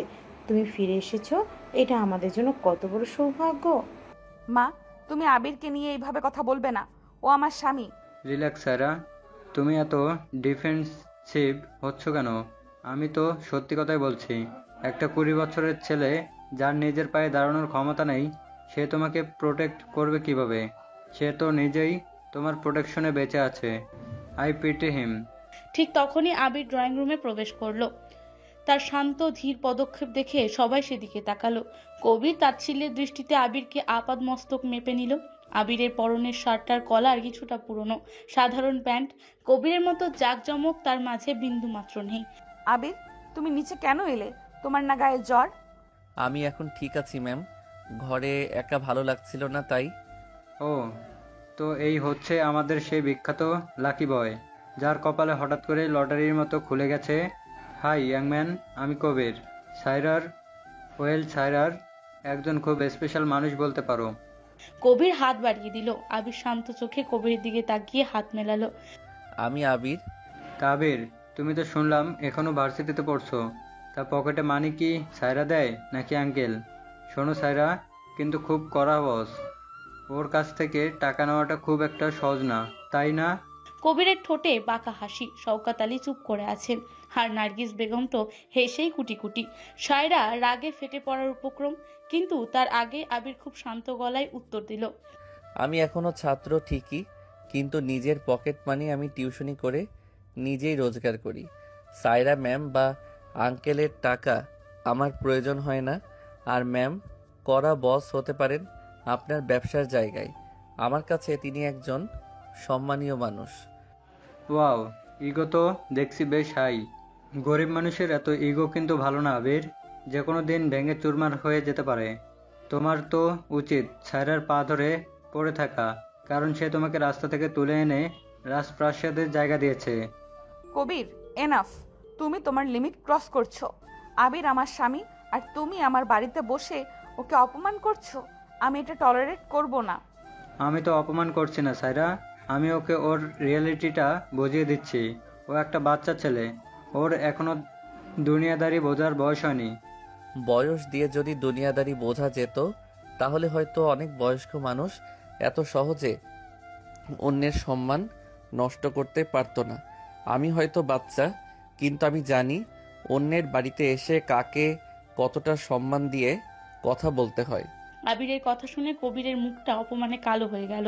সে রাগে কিছু একটা বলতে যাবে, তার আগেই আবির সায়রার দিকে তাকিয়ে বলল, ম্যাম, আমি আমার রুমে যাচ্ছি, আপনারা কথা বলুন। আবির ধীর পায়ে ওপরে উঠে গেল, কিন্তু তার বুকটা ভীষণ ভারী হয়ে আছে। কবিরের কথাগুলো তীরের মতো তার বুকে বিঁধে আছে। সে একটা বাচ্চা ছেলে, সে সায়রার যোগ্য নয়। এই সত্যটা তার বুকের ভেতর দুমড়ে মুচড়ে দিচ্ছে। দুপুরের দিক, আবির তার রুমে বসে একটা বই পড়ার চেষ্টা করছে, কিন্তু পড়ার দিকে তার কোনো মনোযোগ নেই। এমন সময় দরজায় নক হলো। জেরিন এবং মিলি, আবিরের ভাই তানভীরের স্ত্রী। ঘরে ঢুকলো। মিলিকে দেখে আবির চরম অবাক হলো। ভাবি, আপনি এখানে? কেন, আমি কি আসতে পারি না ঠাকুরপো? তুমি এত বড় বাড়িতে বিয়ে করছো, আমরা গরিব মানুষ বলে কি আমাদেরকে ভুলেই যাবে? আরে মিলি আপু, ওকে দোষ দিও না। ও তো সায়রা আপুর হাতের পুতুল হয়ে আছে। সায়রা আপু যা বলে ও তো তাই শোনে। আপনারা এখানে কেন এসেছেন? আপনাদের কোনো দরকার আছে? দরকার তো ছিল বাবা।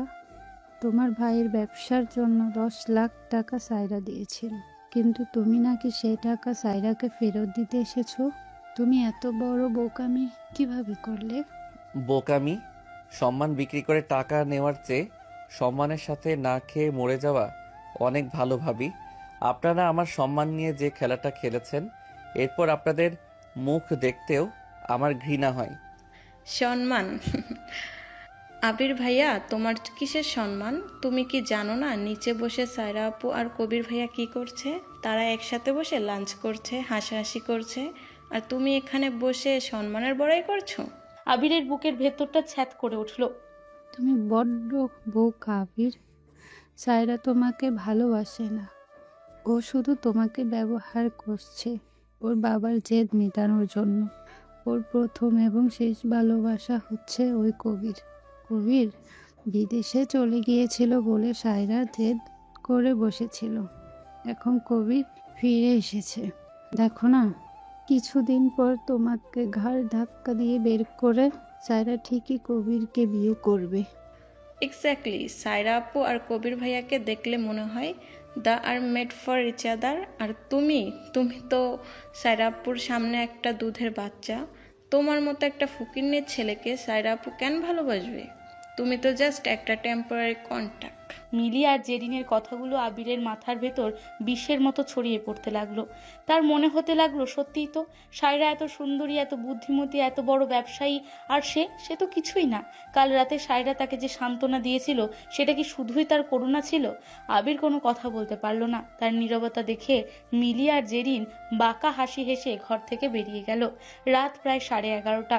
আবির সোফায় শুয়ে চোখ বন্ধ করে আছে। তার চোখে ঘুম নেই, বুকের ভেতর একটা তীব্র যন্ত্রণা তাকে কুড়ে কুড়ে খাচ্ছে। এমন সময় সায়রা ঘরে ঢুকলো।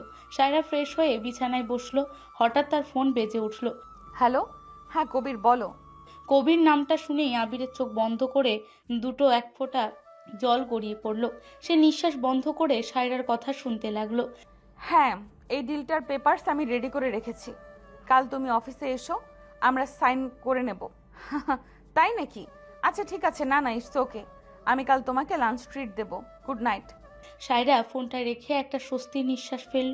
সে হাসি মুখে ল্যাপটপ খুলে, আর এদিকে আবিরের মনে হলো তার বুকের ভেতর কেউ একটা ধারালো ছুরি বসিয়ে দিয়েছে। সায়রা কবিরের সাথে এত স্বাভাবিকভাবে, এত হাসি মুখে কথা বলছে, তাকে লাঞ্চে ট্রিট দিচ্ছে। মিলি ভাবির কথাই কি তবে সত্যি? সায়রা কি কবিরকে এখনো ভালোবাসে? আবিরের আর ওই ঘরে এক মুহূর্ত থাকতে ইচ্ছে করলো না। তার দম বন্ধ হয়ে আসছিল। সে নিঃশব্দে সোফা থেকে উঠল। সায়রা ল্যাপটপের দিকে তাকিয়ে থাকায় আবিরকে খেয়াল করলো না। আবির পা টিপে টিপে ঘর থেকে বেরিয়ে গেল। সে সোজা চলে গেল বিশাল বাড়ির ছাদে। রাতের আকাশে কোনো চাঁদ নেই, খুটখুটে অন্ধকার, ঠান্ডা বাতাস বইছে। আবির ছাদের রেলিং ধরে দাঁড়িয়ে রইল। তার সারা শরীর কাঁপছে। নিজের পরিবারের কাছ থেকে সে প্রতারণা পেয়েছে। আজ যখন সে ভেবেছিল সায়রা হয়তো তাকে একটু বুঝতে শুরু করেছে, ঠিক তখনই কবিরের আগমন তাকে তার আসল রূপটা দেখিয়ে দিল। সে শুধু একটা অস্থায়ী খেলনা। আমি কেন এত আশা করতে গেলাম? আমার মতো অবহেলিত মানুষের জীবনে ভালোবাসার কোনো জায়গা নেই। বিচ্ছেদ শব্দটা হয়তো আমার ভাগ্যেই লেখা ছিল। আমি আর এই যন্ত্রণা সহ্য করতে পারছি না। আবির ফ্লোরে হাঁটু গেড়ে বসে পড়ল। সে দুই হাতে মুখ থেকে শব্দহীন কান্নায় ভেঙে পড়ল। তার কান্নার কোনো আওয়াজ নেই, কিন্তু তার ভেতরের হাহাকারটা যেন আকাশ ছুঁতে চাইছে। ঠিক সেই মুহূর্তে পেছন থেকে কেউ একজন তার কাঁধে হাত রাখলো। আবির চমকে উঠে তাকালো। অন্ধকারেও সে স্পষ্ট দেখতে পেল সায়রা দাঁড়িয়ে আছে। সায়রা চোখে মুখে তীব্র উৎকণ্ঠা আর এক অদ্ভুত কষ্ট। তুমি এখানে কেন আবির? আমি তো ভাবলাম তুমি ঘুমাচ্ছ, তুমি কাঁদছো কেন? কিছু না ম্যাম, এমনি বাতাস খেতে এসেছিলাম। তুমি মিথ্যা বলছো আবির, তোমার চোখ মিথ্যা বলতে পারে না। কি হয়েছে আমাকে বলো। তুমি কি মিলি আর জেরিনের কথায় কষ্ট পেয়েছো? আমি জানি ওরা তোমার রুমে গিয়েছিল। ওরা তো সত্যি কথাই বলেছে ম্যাম। আমি তো সত্যি আপনার যোগ্য নই। আমি আপনার কাছে জাস্ট একটা চুক্তি। কবির সাহেবের মতো মানুষই আপনার যোগ্য। আমি শুধু আপনার জীবনের একটা বোঝা। আবিরের কথা শুনে সায়রা ফ্লোরে আবিরের মুখোমুখি হাঁটু গেড়ে বসলো। সে আবিরের দুই হাত নিজের হাতের মুঠোয় শক্ত করে ধরল। তুমি মিলি আর জেরিনের কথা বিশ্বাস করলে, আর তুমি ভাবলে আমি কবিরের জন্য তোমাকে সরিয়ে দেব? তুমি এতটা বোকা আবির। তাহলে আপনি এত রাতে কবির সাহেবের সাথে হাসি মুখে কথা বলছিলেন কেন? কাল ওকে লাঞ্চে ট্রিট দিবেন কেন? ম্যাম, আমি হয়তো গরিব, কিন্তু আমারও একটা মন আছে। আমাকে নিয়ে এইভাবে খেলবেন না। আপনি যদি কবির সাহেবকে ভালোবাসেন আমাকে বলে দিন, আমি নিজেই কাল এই বাড়ি থেকে চলে যাব। আপনাদের পথে কোনো কাটা হয়ে থাকবো না। আবিরের কথা শেষ হওয়ার আগেই সায়রা আবিরের ঠোঁটের ওপর নিজের একটা আঙুল রেখে তাকে থামিয়ে দিল। সায়রার চোখ থেকে এক ফোঁটা পানি গড়িয়ে পড়ল। একদম চুপ। আর একটা কথাও তুমি বলবে না আবির। তুমি চলে যাওয়ার কথা কিভাবে মুখে আনলে? তুমি কি কাল রাতের কথা ভুলে গেছো? আমি তোমাকে কথা দিয়েছিলাম আমি তোমার ঢাল হয়ে দাঁড়াবো। তুমি কি ভেবেছো ওটা আমি শুধু ইমোশনাল হয়ে বলেছিলাম? তাহলে কবির সাহেব? কবির আমার অতীত আবির। একটা সময় আমি হয়তো ওকে পছন্দ করতাম, কিন্তু ও আমাকে ধোঁকা দিয়ে বিদেশে চলে গিয়েছিল। আজও ফিরে এসেছে শুধু ওর বাবার ব্যবসায়িক স্বার্থে। আমি ওর সাথে হাসি মুখে কথা বলছি কারণ আমি একজন ব্যবসায়ী। আমি ইমোশন নিয়ে বিজনেস চালাই না। আমি ওকে কাল লাঞ্চে ডেকেছি শুধু ডিলটা সাইন করানোর জন্য, অন্য কোনো কারণে নয়। সায়রা আবিরের মুখের ওপর থেকে এলোমেলো চুলগুলো সরিয়ে দিল। তার স্পর্শে এক অদ্ভুত মমতা আর অধিকারবোধ মিশে আছে। তুমি কাল আমাকে বিশ্বাস করতে বলেছিলে না? আজ আমি তোমাকে বলছি, তুমি আমাকে বিশ্বাস করো আবির। তুমি বাচ্চা নও, তুমি আমার স্বামী। আর আমার জীবনে কবির বা অন্য কারো কোনো জায়গা নেই। তুমি কখনো নিজেকে ছোট ভাববে না। আমার বাবার টাকা আছে বলে আমি বড়, আর তোমার নেই বলে তুমি ছোট। এই হিসাবটা আমি আজ থেকে মুছে ফেললাম। তুমি আমার বর্তমান, আর তুমি আমার ভবিষ্যৎ। সায়রার কথাগুলো আবিরের বুকের ভেতর জমে থাকা সব কষ্ট, সব ভয় এক নিমেষেই দূর করে দিল। সে সায়রার চোখের দিকে তাকিয়ে রইল। সায়রা ধীরে ধীরে আবিরকে নিজের বুকের ভেতর টেনে নিল। আবিরও সায়রাকে শক্ত করে জড়িয়ে ধরল। অন্ধকারের মাঝে ছাদের ওপর দুজন মানুষ এক অদ্ভুত আবেগের মায়াজালে আবদ্ধ হয়ে পড়ল। আবির বুঝতে পারল সে আর একা নয়। সায়রা সত্যিই তাকে আপন করে নিয়েছে। অন্যদিকে শহরের এক নামি দামি ক্লাবের ডিআইপি লাউঞ্জে বসে দামি মদ খাচ্ছে কবির। ঠিক তার সামনেই বসে আছে সায়রার আপন চাচা রিয়াজ উদ্দিন। রিয়াজ উদ্দিনের মুখে এক কুটিল হাসি। তা কবির, কাজ কত দূরে গেল? সাহারা কি ডিলটাই সাইন করতে রাজি হয়েছে? Deal done uncle. কাল লাঞ্চের সময় সায়রা ওই পেপারের সাইন করবে। ও ভাবছে ওটা একটা নর্মাল সাপ্লাই ডিল। ও তো জানে না যে ওই পেপারসের ভেতরে শওকত গ্রুপের 30% শেয়ার আমার নামে ট্রান্সফার হওয়ার একটা ক্লোজ লুকানো আছে। এক্সিলেন্ট। ওই শওকত সারা জীবন আমাকে তার ভাই হিসেবে কোনো সম্মান দেয়নি, আমাকে শুধু একজন কর্মচারী বানিয়ে রেখেছে। এবার তার মেয়ের নিজের হাতে কোম্পানির শেয়ার আমাদের হাতে তুলে দিবে, আর আমরা দুজন মিলে শওকত গ্রুপকে পুরোপুরি দখলে করে নেব। কিন্তু আঙ্কেল, ওই বাচ্চা ছেলেটা মানে আবির, ও কিন্তু একটা প্রবলেম হতে পারে। ছেলেটা দেখতে নিরীহ, কিন্তু চোখ দুটো বেশ ধারালো। ও যদি কিছু সন্দেহ করে। আরে রাখো তোমার আবির, ওই ফকিন্নির ছেলে তো জেরিন আর মিলির কথায় এমনিতেই ডিপ্রেশনে ভুগছে। ওকে এমন একটা ফাঁদে ফেলবো যে সাহারা নিজেই ওকে ঘাড় ধাক্কা দিয়ে বের করে দেবে। তুমি শুধু কাল সাইনটা কনফার্ম করো। সাহারা আর তার বাবার রাজত্ব এবার শেষ। কবির আর রিয়াজউদ্দিন অট্টহাসিতে ফেটে পড়ল। তারা তাদের নোংরা ষড়যন্ত্রের জাল বিছিয়ে প্রস্তুত। তারা জানে না সায়রা আর আবিরের মধ্যে যে বিশ্বাস আর ভালোবাসার সম্পর্ক আজ রাতে গড়ে উঠেছে, সেটা এই ষড়যন্ত্রের ঝড়ে কতটা টিকে থাকতে পারবে। এক ভয়ানক বিপদের কালো ছায়া সায়রা এবং কবিরের জীবনের দিকে ধেয়ে আসছে। সকালের ঝলমলে রোদ। সায়রা আজ খুব ফুরফুরে মেজাজে অফিসে এসেছে। গত রাতের পর থেকে তার বুকের ভেতর জমে থাকা একটা বিশাল পাথর যেন নেমে গেছে। আবিরের মতো একটা নিষ্পাপ আত্মসম্মান বোধ সম্পন্ন ছেলেকে স্বামী হিসেবে পেয়ে সে নিজেকে খুব ভাগ্যবতী মনে করছে। সায়রা নিজের কেবিনে বসে ল্যাপটপে কাজ করছিল। এমন সময় ম্যানেজার ইকবাল রুমে ঢুকলো। ম্যাম, কবির স্যার এসেছেন, উনি কনফারেন্স রুমে ওয়েট করছেন। ওকে পাঠিয়ে দাও। আর ওই ডিলের ফাইলটা রেডি তো? জি ম্যাম, সব রেডি। কিছুক্ষণ পর কবির মুখে একটা মেকি হাসি নিয়ে সায়রার কেবিনে প্রবেশ করলো। পরনে তার দামি ব্র্যান্ডের স্যুট। Good morning beautiful. আজ তোমাকে অন্য দিনের চেয়ে বেশি গ্লোয়িং লাগছে। সিক্রেটটা কি? নতুন কোনো স্পা নাকি কাল রাতের লাঞ্চের এক্সাইটমেন্ট? গুড মর্নিং কবির। সিক্রেটটা হলো মেন্টাল পিস। যাই হোক, তুমি বসো, ডিলের পেপারস রেডি। তুমি সাইন করলেই আমরা ফার্স্ট ফেজের কাজ শুরু করতে পারবো। এত তারা কিসের সায়রা? আমরা তো একটু পার্সোনাল কথাও বলতে পারি। কাল রাতে তুমি এত সুন্দর করে কথা বললে, আমার তো মনে হলো পুরনো দিনগুলো আবার ফিরে এসেছে। কবির, আমি একজন প্রফেশনাল মানুষ। কাজের জায়গায় পার্সোনাল কথা বলা আমার পছন্দ নয়। আর পুরনো দিনগুলো আমি অনেক আগেই মুছে ফেলেছি। এখন আমার জীবনে আবির ছাড়া আর কেউ নেই। তুমি প্লিজ ফাইলে সাইন করো। আবিরের নাম শুনে কবিরের চোয়াল শক্ত হয়ে গেল, কিন্তু সে সেটা বুঝতে না দিয়ে একটা বাঁকা হাসি দিল। অফকোর্স, তোমার এই বাচ্চা বরের কথা আমি ভুলে গিয়েছিলাম। এনিওয়ে, দাও ফাইলটা। সায়রা ফাইলটা এগিয়ে দিল। কবির খুব দ্রুত ফাইলটা উল্টে পাল্টে দেখলো। একদম নির্দিষ্ট পেজে এসে তার চোখ চকচক করে উঠল। এটা সেই পেজ যেখানে খুব সূক্ষ্মভাবে লেখা আছে যে এই ডিলের মাধ্যমে শওকত গ্রুপের 30% শেয়ার কবিরের কোম্পানির নামে ট্রান্সফার হয়ে যাবে। সায়রা এতটাই আত্মবিশ্বাসী ছিল যে সে পেপারগুলো আর দ্বিতীয়বার চেক করেনি। কবির সাইন করে ফাইলটা সায়রার দিকে এগিয়ে দিল। সায়রাও হাসি মুখে সাইন করে নিল। গেম ওভার সায়রা, তোমার বাবার রাজত্ব আজ থেকে শেষ। থ্যাংক ইউ কবির।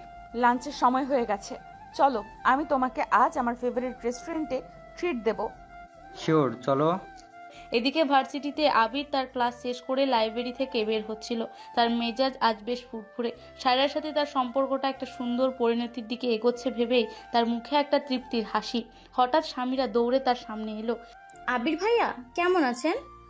আলহামদুলিল্লাহ সামিরা, আমি ভালো আছি। তুমি কেমন আছো? সুমাইয়া ঠিক আছে তো? হ্যাঁ ভাইয়া, সুমাইয়া আপু ভালো আছে। আমি আসলে আপনার কাছে একটা হেল্প চাইতে এসেছিলাম। আমি ইকোনমিক্স অ্যাসাইনমেন্টটা কিছুতেই মেলাতে পারছি না, আপনি যদি একটু বুঝিয়ে দিতেন। আচ্ছা চলো ওই বেঞ্চটাই বসি, আমি বুঝিয়ে দিচ্ছি। আবির আর স্বামীরা ভার্সিটির একটা ফাঁকা বেঞ্চে বসে খাতা খুলে পড়াশোনা নিয়ে কথা বলতে লাগলো। একটু দূরে একটা গাছের আড়ালে দাঁড়িয়ে রায়হান আর জেরিন বাঁকা হাসি হাসছিল। রায়হানের হাতে একটা দামি ডিএসএলআর ক্যামেরা। দেখেছিস জেরিন, শিকার কিভাবে নিজে এসে ফাঁদে পা দিল? আমি এমন অ্যাঙ্গেল থেকে ছবিগুলো তুলবো মনে হবে ওরা একে অপরকে কিস করছে। সাবধানে তুলিস ভাইয়া। আর শোন, আবিরের ব্যাগে ওই ফোল্ডারটা আর টাকার বান্ডিলটা কখন রাখবি? তুই চিন্তা করিস না, আবির যখন ওয়াশরুমে যাবে আমি ঠিক ওর ব্যাগে এগুলো ঢুকিয়ে দেব। কবির ভাইয়া ওই ফোল্ডারটা আমাকে দিয়ে বলছে এটা সায়রাপুর কোম্পানির একটা ইম্পর্টেন্ট সিক্রেট প্রজেক্টের ফাইল। আর এই 2 লাখ টাকা ক্যাশ যখন প্রমাণ হবে যে আবির এই ফাইলটা কবির ভাইয়ের কাছে বিক্রি করে টাকা নিয়েছে আর এই মেয়ের সাথে প্রেম করছে, তখন সায়রাপু নিজেই লাথি মেরে বের করে দিবে। বাহ, একদম পারফেক্ট প্ল্যান। সায়রা আপু এমনিতেই একটু সন্দেহপাতিক, এত প্রমাণ দেখার পর ও আবিরকে 1 সেকেন্ড ওই বাড়িতে রাখবে না। রায়ান খুব সাবধানে ছবিগুলো তুলতে লাগলো। কিছুক্ষণ পর আবির সামিরাকে বলল, সামিরা তুমি একটু বসো, আমি ওয়াশরুম থেকে আসছি, আমার ব্যাগটা একটু দেখো। আচ্ছা ভাইয়া, আপনি যান। আবির উঠে চলে যেতেই সামিরা নিজের ফোন নিয়ে ব্যস্ত হয়ে পড়ল। রায়ান পেছন দিক দিয়ে খুব সন্তর্পণে এসে আবিরের ব্যাগের চেন খুলে ভেতরে নীল রঙের একটা ফোল্ডার আর একটা খাম ভর্তি টাকা ঢুকিয়ে দিয়ে দ্রুত সরে পড়ল। সামিরা টেরই পেল না। আবির ফিরে এসে ব্যাগ কাঁধে নিল। চলো সামিরা, আজ এই পর্যন্তই, আমাকে বাড়ি ফিরতে হবে। থ্যাংক ইউ সো মাচ ভাইয়া, আল্লাহ হাফেজ। বিকেল গড়িয়ে সন্ধ্যা হয়ে গেছে। শওকত আলীর ড্রয়িং রুমে আজ একটা অদ্ভুত থমথমে পরিবেশ। ড্রয়িং রুমের মাঝখানে দাঁড়িয়ে আছে আবির। তার চোখে মুখে প্রচণ্ড বিষণ্ণতা আর অবাক দৃষ্টি। তাকে ঘিরে বসে আছে শওকত আলী, নার্গিস বেগম, সায়রা চাচা, রিয়াজউদ্দিন, জেরিন এবং রায়হান। সায়রা এখনো অফিস থেকে ফেরেনি। আমি তোকে প্রথম দিন থেকে চিনেছিলাম রে ফ্রড। তুই যে একটা চোর সেটা আমার বুঝতে বাকি ছিল না, কিন্তু তুই এত বড় বিশ্বাসঘাতক হবি সেটা আমি ভাবিনি। আন্টি, আপনারা আমাকে কি বলছেন আমি কিছুই বুঝতে পারছি না। আমি ভার্সিটি থেকে ফিরতে আপনারা আমাকে এখানে দাঁড় করিয়ে রেখেছেন কেন? আমি কি চুরি করেছি? চুপ কর বেঈমান। আমাদের কোম্পানির সব থেকে ইম্পর্টেন্ট সিক্রেট টেন্ডার ফাইলটা আজ সকাল থেকে অফিসে পাওয়া যাচ্ছে না। ওই ফাইলটা চুরি হলে আমাদের কোটি কোটি টাকার ক্ষতি হবে। আর আমাদের কাছে পাক্কা ইনফরমেশন আছে যে ওই ফাইলটা তুই চুরি করেছিস। আমি আমি আপনাদের কোম্পানির ফাইল চুরি করতে যাব কেন? আমি তো আপনাদের অফিসেও যাই না। আপনারা আমাকে বিনা কারণে অপবাদ দিচ্ছেন আঙ্কেল। আবির, তুমি যদি এই কাজ না করে থাকো তাহলে সত্যিটা বলে দাও। আমি পুলিশ ডাকতে চাই না, কিন্তু আমার ভাই যখন বলছে তখন নিশ্চয়ই তার কাছে প্রমাণ আছে। মামা, প্রমাণ তো অবশ্যই আছে। ওর ব্যাগটা চেক করলেই সব প্রমাণ পাওয়া যাবে। এ আবির, তোর ব্যাগ দে। রায়ান জোর করে আবিরের কাছ থেকে ব্যাগটা ছিনিয়ে নিল। আবির বাধা দিতে গিয়েও থমকে গেল, কারণ সে জানে তার ব্যাগে বই খাতা ছাড়া কিছুই নেই। রায়ান ব্যাগটা উল্টে সোফার ওপর সব ঢেলে দিল। বই খাতার মাঝখান থেকে বেরিয়ে এলো একটা নীল রঙের ফোল্ডার আর একটা মোটা খাম। এই তো সেই টেন্ডার ফাইল আর এই খাম ভর্তি টাকা। কি আবির, এখন কি বলবি তুই? এই ফাইল তোর ব্যাগের ভিতরে কিভাবে এলো? আবির ফাইল আর টাকার খাম দেখে আক্ষরিক অর্থেই পাথর হয়ে গেল। তার চোখের সামনে পুরো পৃথিবীটা যেন ঘুরতে লাগলো। বিশ্বাস করুন, আমি কিছুই জানি না। এই ফাইল আর টাকা আমার ব্যাগে কে রেখেছে আমি সত্যিই জানি না। কেউ আমাকে ফাঁসানোর চেষ্টা করছে। ফাঁসানোর চেষ্টা করছে? তুই তো একটা নির্লজ্জ রে ভাই। কোম্পানির ফাইল বিক্রি করে তুই এই এত টাকা পেয়েছিস, আর শুধু ফাইল চুরি নয়, তোর চরিত্র যে কত নোংরা সেটা তুই দেখবি। জেরিন তার ফোনটা বের করে কয়েকটা ছবি শওকত আলী আর নার্গিস বেগমের সামনে ধরলো। ছবিগুলোতে দেখা যাচ্ছে আবির আর স্বামীরা খুব ঘনিষ্ঠভাবে বসে আছে। একটা ছবিতে মনে হচ্ছে আবির স্বামীরাকে কিস করছে। হায় হায়, এত বড় সর্বনাশা ছেলে আমার মেয়ের জীবনটা ধ্বংস করে দিল। বউ রেখে ভার্সিটিতে একটা মেয়ের সাথে নোংরামি করছে। ছি শওকত, তুমি এখনই একে ঘাড় ধাক্কা দিয়ে বের করে দাও। না, ছবিগুলো এডিটেড। আমি সামিরাকে শুধু পড়া বোঝাচ্ছিলাম। এগুলো সব মিথ্যা। আঙ্কেল, আপনারা আমাকে বিশ্বাস করুন, আমি এরকম কিছু করিনি। কেউ খুব বড় একটা ষড়যন্ত্র করেছে আমার বিরুদ্ধে। ঠিক সেই মুহূর্তে ড্রয়িং রুমে প্রবেশ করলো সায়রা। তার চোখে মুখে চরম ক্লান্তি। সে ড্রয়িং রুমের অবস্থা দেখে থমকে দাঁড়ালো। এখানে কি হচ্ছে? আবির, তুমি এখানে দাঁড়িয়ে আছো কেন? আর টেবিলে কোম্পানির নীল ফাইলটা কি করছে? ভালোই হলো তুই এসেছিস সাহারা। দেখ তোর ইনোসেন্ট স্বামীর আসল চেহারা। এই ফাইলটা ও চুরি করে ওর ব্যাগে লুকিয়ে রেখেছিল বিক্রি করার জন্য। আর এই খাম ভর্তি 2 লাখ টাকা হলো ওর অ্যাডভান্স। কি? আবির ফাইল চুরি করেছে? অসম্ভব। আবির এমন কাজ করতেই পারে না। চাচা, আপনি নিশ্চয়ই ভুল বলছেন। সায়রা আপু, তুই এখনো ওকে বিশ্বাস করছিস? দেখ, ওর ব্যাগ থেকে এগুলো বের হয়েছে। আর শুধু চুরি নয়, তুই ওর এই ছবিগুলো দেখ। জেরিন ফোনটা সায়রার হাতে দিল। সায়রা ছবিগুলোর দিকে তাকালো। তার বুকের ভেতরটা ধক করে উঠল। আবির একটা মেয়ের সাথে এত ঘনিষ্ঠভাবে বসে আছে। সায়রার হাত কাঁপতে লাগলো। আবির, এসব কি? এই ছবিগুলো কিসের? আর এই ফাইল তোমার ব্যাগে কেন? ম্যাম, বিশ্বাস করুন, আমি কিচ্ছু জানি না। ওরা আমাকে ফাঁসিয়েছে। আমি সামিরাকে শুধু পড়া বোঝাচ্ছিলাম। রায়হান ভাইয়া আর জেরিন আপু মিলে এই চক্রান্ত করেছে ম্যাম। আপনি আমাকে কাল রাতে কথা দিয়েছিলেন না যে আপনি আমাকে বিশ্বাস করবেন? প্লিজ ম্যাম, আজ আমার আপনার বিশ্বাসটা খুব দরকার। আপু, তুই ওর কথা বিশ্বাস করিস না। ও একটা চোর, একটা ফ্রড। ও তোর বাবার টাকার লোভে তোকে বিয়ে করেছে, আর এখন তোদের কোম্পানি ধ্বংস করতে চাইছে। সায়রা, তুই যদি আজ এই কুলাঙ্গারকে বাড়ি থেকে বের না করিস তবে তুই আমার মরা মুখ দেখবি। ও আমার সম্মান মাটিতে মিশিয়ে দিয়েছে। সায়রা চুপ করে দাঁড়িয়ে রইল। তার মাথার ভেতর সব এলোমেলো হয়ে যাচ্ছে। একদিকে আবিরের চোখের জল, আরেকদিকে কোম্পানির ফাইল, খাম ভর্তি টাকা আর ওই ছবিগুলো। সায়রা একজন প্র্যাকটিক্যাল মানুষ। সে সবসময় প্রমাণে বিশ্বাস করে। তার চোখের সামনে এত বড় প্রমাণ জল করছে। তার নিজের চাচা আর বাবা মা ওকে দোষী বলছে। সায়রার বুকের ভেতরটা ফেটে যাচ্ছিল। সে আবিরের হাতটা আস্তে করে ছাড়িয়ে নিল। ম্যাম, আপনি হাত ছাড়িয়ে নিলেন? আপনিও আমাকে বিশ্বাস করছেন না? আমি কি করে বিশ্বাস করব আবির? প্রমাণগুলো তো তোমার বিরুদ্ধে কথা বলছে। এই ফাইলটা আমার কেবিনে ছিল। এটা তোমার ব্যাগে গেল কি করে? আর ওই মেয়েটার সাথে তুমি এত ঘনিষ্ঠভাবে। প্রমাণ? আপনারা শুধু প্রমাণ দেখতে পান ম্যাম। আমি যে আপনার সামনে দাঁড়িয়ে কাঁদছি, আমার চোখের জলটা কি আপনার কাছে প্রমাণ মনে হয় না? আমি আপনাকে বলেছিলাম আমার আত্মসম্মান ছাড়া আর কিছু নেই। আমি কেন ফাইল চুরি করব? আমি কেন আপনার সাথে বেইমানি করব? বেশি কথা বলিস না ফকিন্নি। সাহারা, তুই কি এখনো পুলিশ ডাকবি নাকি ওকে ঘাড় ধাক্কা দিয়ে বের করে দিবি? আবির সায়রার চোখের দিকে তাকিয়ে রইল। সে চাইছে সায়রা একবার শুধু বলুক, আমি তোমাকে বিশ্বাস করি আবির। কিন্তু সায়রা মাথা নিচু করে ফেলল। প্রমাণের চাপে আর পরিবারের চাপে সে আজ আবিরের পাশে দাঁড়াতে পারল না। তার নীরবতা আবিরের বুকে হাজারটা ছুরির মতো বিঁধতে লাগলো। ম্যাম, আপনি চুপ করে আছেন কেন? আপনি শুধু একবার বলুন যে আপনি জানেন আমি চোর নই। একবার বলুন ম্যাম। আমাকে ক্ষমা করো আবির, আমি প্রমাণ ছাড়া কিছু বিশ্বাস করতে পারি না। আমার মনে হচ্ছে আমাদের সম্পর্কটা এখানেই শেষ করা উচিত। তুমি চলে যাও। সায়রার কথাগুলো শুনে আবির একেবারে স্তব্ধ হয়ে গেল। তার চোখের জল শুকিয়ে এলো, মুখে একটা অদ্ভুত করুণ হাসি ফুটে উঠল। সে বুঝতে পারলো এই পৃথিবীতে গরিব মানুষের কোনো দাম নেই, সত্যের কোনো দাম নেই, শুধু প্রমাণের দাম আছে। ঠিক আছে ম্যাম, আমি চলে যাচ্ছি। আমি হয়তো গরিব, কিন্তু আমি বিক্রি হয়ে যাইনি। আমার বাবা আমাকে বিক্রি করেছিল, কিন্তু আমার আত্মসম্মানটা আমি নিজেই কিনে নিয়েছি। আবির তার ব্যাগটা ফ্লোর থেকে তুলে নিল।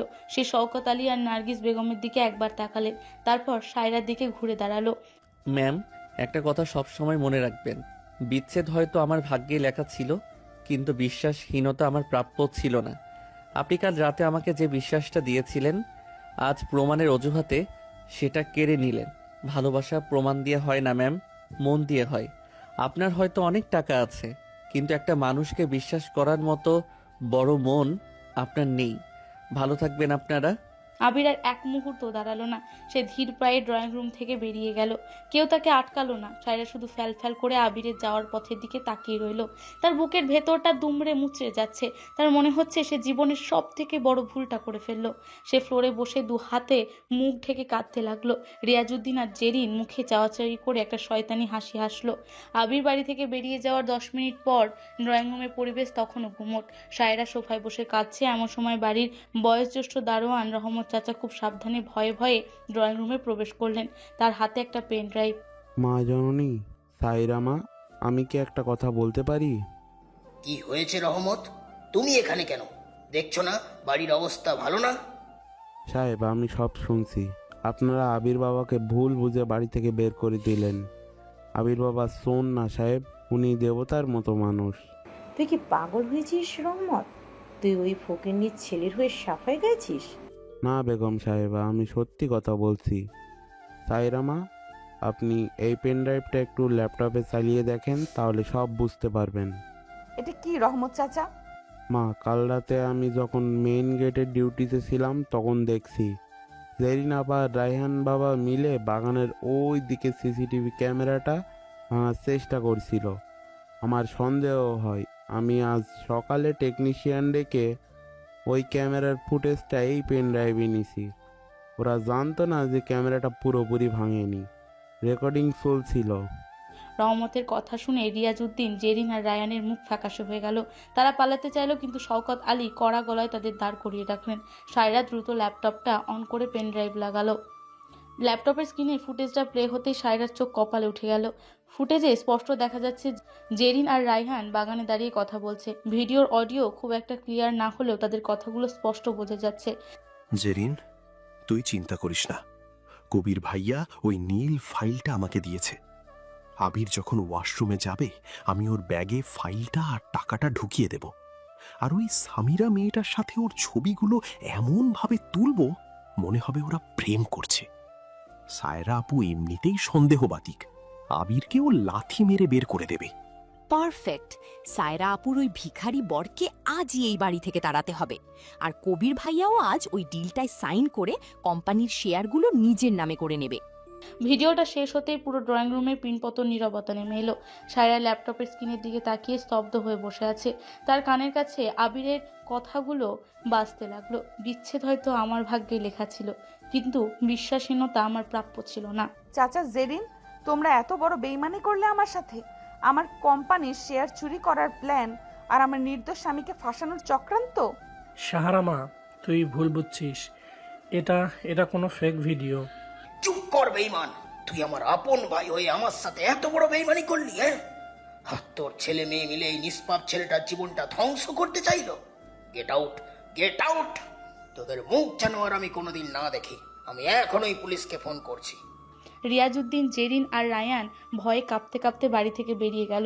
নার্গিস বেগম মাথায় হাত দিয়ে সোফায় বসে পড়লেন। তিনি আজ বুঝতে পারলেন তিনি কত বড় ভুল করেছেন। আমি কি করলাম বাবা? আমি আমার আবিরকে বিশ্বাস করতে পারলাম না। ও আমার দিকে তাকিয়ে শুধু একটা বিশ্বাসের ভিক্ষে চেয়েছিল, আর আমি ওকে চোর অপবাদ দিয়ে বের করে দিলাম। আমি কত বড় অপরাধী বাবা। কাঁদিস না মা, আবির এখনো বেশি দূর যায়নি। তুই এখনোই যা, ওকে ফিরিয়ে নিয়ে আয়, ওর কাছে ক্ষমা চা। ওই ছেলেটা সত্যিই একটা হীরা, আর আমরা ওকে কাঁচ ভেবে ভুল করেছি রে মা। সায়রা আর এক মুহূর্ত দেরি করলো না। সে পাগলের মতো দৌড়ে বাড়ি থেকে বেরিয়ে গেল। তার চোখে অনবরত জল ঝরছে। সে জানে না আবির কোথায় গেছে, কিন্তু সে জানে আবিরকে তার খুঁজে বের করতেই হবে। নিজের বিশ্বাসহীনতার প্রায়শ্চিত্ত তাকে করতে হবে। রাতের অন্ধকার ঘনিয়ে আসছে, আর সায়রা তার ভালোবাসাকে খুঁজতে রাস্তার পর রাস্তা পাগলের মতো ছুটছে। রাতের ঢাকা শহর, আকাশের মুখ ভারী ভীষণ। গরুগম্ভীর গর্জনে মেঘ ডাকছে, আর তার সাথে শুরু হয়েছে মুষলধারে বৃষ্টি। সায়রা নিজের গাড়িটা পাগলের মতো ড্রাইভ করছে। তার চোখ দুটো বেয়ে অনবরত জল গড়িয়ে পড়ছে স্টিয়ারিং হুইলের ওপর। বারবার তার চোখের সামনে ভাসছে আবিরের সেই শেষ চাহনি। কতটা অসহায় ছিল ছেলেটা, শুধু একটু বিশ্বাসের ভিক্ষে চেয়েছিল, আর সে কিনা নিজের অহংকার আর ভুয়া প্রমাণের দম্ভে তাকে ঘাট ধাক্কা দিয়ে বের করে দিল। সায়রা এক হাতে স্টিয়ারিং ধরে অন্য হাতে ফোনটা স্পিকারে অন করে ধরলো ম্যানেজার ইকবালকে। হ্যালো ইকবাল, তুমি আমার কথা খুব মন দিয়ে শোনো। এক্ষুনি পুলিশ নিয়ে আমার চাচার বাসায় যাও। রিয়াজউদ্দিন, জেরিন আর রায়হান, এই তিনজনকে আমার লকআপে চাই। আর শোনো, পুলিশ নিয়ে সোজা কবিরের কাছেও যাবে। আমার কোম্পানির সিক্রেট ফাইল চুরি আর ফ্রড ডিল করার জন্য ওদের 4 জনকেই অ্যারেস্ট করাবে। আর রহমত চাচার কাছে পেনড্রাইভের সিসিটিভি ফুটেজ আছে, ওটা পুলিশের হাতে দেবে। ওরা আমার স্বামীর গায়ে চোরের অপবাদ দিয়েছে, আমি ওদের কাউকেই ছাড়বো না। জি ম্যাম, আমি এক্ষুনি অ্যাকশন নিচ্ছি। কিন্তু ম্যাম, আবির স্যার কোথায়? আমাকে কি পাওয়া গেছে? না ইকবাল, আমি খুঁজছি ওকে, তুমি তোমার কাজ করো। সায়রা ফোনটা কেটে দিল। গাড়ি ছুটলো আবিরদের পুরনো সেই জরাজীর্ণ বাড়িটার দিকে। যদি আবির বাবার কাছে ফিরে গিয়ে থাকে। সায়রা গাড়ি থেকে নেমে বৃষ্টির মধ্যে দৌড়ে গিয়ে দরজা ধাক্কাতে লাগলো। কিছুক্ষণ পর আবিরের মা রহিমা বেগম দরজা খুললেন। আন্টি, আবির কোথায়? আবির কি এখানে এসেছে? সায়রা মা, তুমি এত রাতে এই বৃষ্টির মধ্যে? না তো মা, আবির তো এখানে আসেনি। কাল রাতে ওই যে বেরিয়ে গেল, আর তো ফেরেনি। কি হয়েছে মা? পেছন থেকে জালালউদ্দিন আর তানভীর বেরিয়ে এলেন। সায়রাকে এত রাতে একা দেখে জালালউদ্দিনের চোখ চতুরতার হাসি ফুটে উঠল। কি ব্যাপার মা সায়রা? আবির কি তোমার সাথে কোনো ঝগড়া করেছে? তুমি চিন্তা করো না, আমি ওকে পেলে আচ্ছা করে বুঝিয়ে দেব। ও আসলে এখনো তো ছোট, অনেক কিছুই বোঝে না। আপনারা সত্যিই খুব জঘন্য মানুষ আঙ্কেল। নিজের ছেলেকে টাকার কাছে বিক্রি করে দিয়ে এখন বড় বড় কথা বলছেন। আবিরকে আপনারা চেনেন না, আর ও জীবনও আপনাদের এই নরকে ফিরে আসবে না। সায়রা আর এক মুহূর্ত সেখানে দাঁড়ালো না। গাড়িতে ফিরে এসে সে স্টিয়ারিং এর উপর মাথা রেখে অঝরে কাঁদতে লাগলো। কোথায় যাবে আবির? এই বিশাল শহরে ওর তো আর কেউ নেই। হঠাৎ সায়রার মাথায় ফাহিমের কথাটা মনে পড়লো। ফাহিম আবিরের বেস্ট ফ্রেন্ড। সায়রা দ্রুত ভার্সিটি ডায়েরি থেকে ফাহিমের নাম্বারটা বের করে কল দিল। হ্যালো ফাহিম, আমি সায়রা চৌধুরী বলছি। আবির কি তোমার কাছে গেছে? সায়রা ম্যাম, হ্যাঁ মানে আবির আমার কাছে এসেছিল। কোথায় ও? প্লিজ ফাহিম, আমাকে ঠিকানাটা দাও, আমি এক্ষুনি আসছি। ম্যাম, আপনি ঠিকানা নিয়ে কি করবেন? আবার ওকে অপমান করতে আসবেন? ও তো আপনাদের বাড়ি থেকে চিরজীবনের মতো চলে এসেছে। ওর যা অবস্থা, আমি ওকে জীবনেও আর আপনাদের ওই রাজপ্রাসাদে যেতে দেব না। ফাহিম প্লিজ, আমাকে বুঝতে চেষ্টা করো। আমি সব সত্যি জেনে গেছি। আমি খুব বড় ভুল করেছি ফাহিম। আমি ওর কাছে ক্ষমা চাইতে চাই। আমি ওকে ছাড়া বাঁচবো না। প্লিজ আমাকে ওর ঠিকানাটা দাও, আমি তোমার হাত জোর করছি। সায়রার কান্নায় ফাহিমের মন করল। সে শহরের এক প্রান্তে একটা সস্তা মেসে ঠিকানা দিল। সায়রা গাড়ি ঘুরিয়ে ঝড়ের বেগে সেই ঠিকানার দিকে ছুটল। শহরের এক অন্ধকার স্যাঁতসেঁতে গলির ভেতর একটা পুরনো টিন সেট মেস। চারিদিকে নোংরা আর দুর্গন্ধ। সায়রা তার দামি শাড়ি আর হিল জুতো নিয়ে সেই কাদার মধ্যে হেঁটে মেসের ভেতর ঢুকলো। ফাহিম বারান্দায় দাঁড়িয়েছিল। সায়রাকে দেখে সে এগিয়ে এলো। ম্যাম, এইদিকে। ও কেমন আছে ফাহিম? ভালো নেই ম্যাম। কাল রাতে বৃষ্টিতে ভিজে ওর গায়ে ভীষণ জ্বর ছিল, আর আজ বৃষ্টিতে ভিজে ও যখন আমার কাছে এলো, ও তো কাঁপতে কাঁপতে অজ্ঞান হয়ে পড়েছিল। আমি ডাক্তার এনেছিলাম। ডাক্তার বলেছে তীব্র মানসিক আঘাত আর ঠান্ডায় ওর অবস্থা খুব খারাপ। ওষুধ খাইয়েছি, কিন্তু ও ঘোরের মধ্যে শুধু আপনার কথা বলে কাঁদছে। ফাহিমের কথাগুলো সায়রার বুকে তীরের মতো বিঁধল। সে ধীর পায়ে একটা ভাঙাচোরা ঘরের দরজার কাছে এসে দাঁড়ালো। ঘরের ভেতর একটা টিমটিমে হলুদ বাল্ব জ্বলছে। একটা সরু শক্ত চৌকোর ওপরে পুরনো একটা চাদর গায়ে শুয়ে আছে আবির। তার শরীরটা জ্বরে থরথর করে কাঁপছে, মুখটা ফ্যাকাশে। সায়রার বুকের ভেতরটা যেন কেউ দুমড়ে মুচড়ে দিল। সে ফাহিমকে ইশারায় বাইরে চলতে বলল। ধীর পায়ে ঘরের ভেতরে সে প্রবেশ করলো। সায়রা চৌকির পাশে ফ্লোরে হাঁটু গেড়ে বসলো। আবিরের কপালে হাত রাখতে সে আঁতকে উঠল। শরীরটা যেন আগুনে পুড়ছে। সায়রার চোখ থেকে টপ টপ করে জল ঝরে আবিরের গালের ওপর পড়ল। জলের স্পর্শ পেয়ে আবির ধীরে ধীরে চোখ খুলল। ঘোরের মধ্যে সায়রাকে এত কাছে দেখে আবিরের মনে হলো সে হয়তো স্বপ্ন দেখছে। ম্যাম, আপনি আপনি আমার স্বপ্নেও চলে এসেছেন। আমাকে শান্তিতে মরতেও দেবেন না। আমি স্বপ্ন নই আবির, আমি সত্যিই এসেছি। তোমার সায়রা এসেছে। চোখ খোলো, দেখো। আবির চোখ পিট পিট করে তাকালো। সায়রাকে সত্যি সত্যি সামনে বসে থাকতে দেখে সে যেন হঠাৎ করে বাস্তবে ফিরে এলো। তার চোখের দৃষ্টি মুহূর্তে পাল্টে গেল। সেই শান্ত অভিমানী চোখগুলোতে এখন এক অদ্ভুত শূন্যতা আর ভয়। আবির কোনো মতে চৌকিতে উঠে বসার চেষ্টা করলো। আপনি আপনি এখানে কেন ম্যাম? আপনি কি পুলিশ নিয়ে এসেছেন আমাকে অ্যারেস্ট করতে? ফাইলটা তো আমার ব্যাগেই পাওয়া গিয়েছিল, তাই না? না আবির, প্লিজ ওসব কথা আর বলো না। আমি সব জেনে গেছি। রহমত চাচা আমাকে সিসিটিভি ফুটেজ দেখিয়েছে। আমি জানি জেরিনা রায়হান মিলে তোমাকে ফাঁসিয়েছে। আমি ওদের সবাইকে পুলিশের হাতে তুলে দিয়েছি। আমাকে তুমি ক্ষমা করে দাও আবির, আমাকে ক্ষমা করে দাও। সায়রা আবিরকে দুই হাতে নিজের হাতের মুঠো শক্ত করে ধরে ডুকরে কেঁদে উঠল। কিন্তু আবির খুব ধীরে ধীরে শান্তভাবে সায়রার হাত থেকে নিজের হাতটা ছাড়িয়ে নিল। সায়রা অবাক হয়ে আবিরের দিকে তাকালো। হাতটা ছেড়ে দিন ম্যাম। আমি খুব নোংরা একটা মানুষ। আমার বাবার টাকার কাছে বিক্রি হওয়া মানুষ। আমার মতো ছোট লোকের সাথে আপনাদের মতো বড় লোকদের হাত মেলানো মানায় না। আবির প্লিজ এমন করে বলো না। আমার বুকটা ফেটে যাচ্ছে। আমি বুঝতে পারিনি আবির। প্রমাণগুলো এত স্ট্রং ছিল যে আমি। প্রমাণ? হ্যাঁ ম্যাম, প্রমাণ। আপনাদের দুনিয়ায় সব কিছুই প্রমাণের উপর চলে। ভালোবাসার প্রমাণ, বিশ্বাসের প্রমাণ। কিন্তু ম্যাম, আমি তো আপনাকে কাল বলেছিলাম আপনি আমার চোখের দিকে তাকান। আমার চোখের জলটা কি আপনার কাছে কোনো প্রমাণ মনে হয়নি? আবিরের প্রতিটি শব্দে যে তীব্র অভিমান আর কষ্ট লুকিয়েছে তা সায়রাকে তিলে তিলে শেষ করে দিচ্ছিল। আবির একটা দীর্ঘশ্বাস ফেলে শূন্য দৃষ্টিতে দেওয়ালের দিকে তাকালো। আমি তো জানতাম ম্যাম আমি আপনার যোগ্য নই। আপনি অনেক বড় মানুষ। আপনার টাকা আছে, ক্ষমতা আছে, বয়স আছে। আর আমি তো একটা 20 বছরের বিক্রি হওয়া দাস। আমার আত্মসম্মান ছাড়া আর কিচ্ছু ছিল না ম্যাম। কাল রাতে যখন আপনি আমাকে বুকে জড়িয়ে ধরে বলেছিলেন যে আপনি আমাকে বিশ্বাস করেন, আমি ভেবেছিলাম এই বিশাল পৃথিবীতে অন্তত একজন মানুষ আমার আপন হলো। আবির আমি সত্যিই তোমাকে। না ম্যাম, আপনি আমাকে আপন করতে পারেননি, কারণ আপন মানুষেরা প্রমাণ খোঁজে না। আপনি যখন সবার সামনে আমাকে ফাইল চুরির অপবাদ দিয়ে ঘাট ধাক্কা দিয়ে বের করে দিলেন, তখন আমার মনে হলো আমার বাবা আমাকে যতটা না সস্তায় বিক্রি করেছে, আপনি আমাকে তার চেয়েও সস্তা ভেবে ডাস্টবিনে ফেলে দিলেন। আবিরের চোখ দিয়ে অঝরে জল পড়তে লাগলো। জ্বরের ঘোরে তার শ্বাস প্রশ্বাস ভারী হয়ে আসছে। সায়রা আর নিজেকে ধরে রাখতে পারলো না।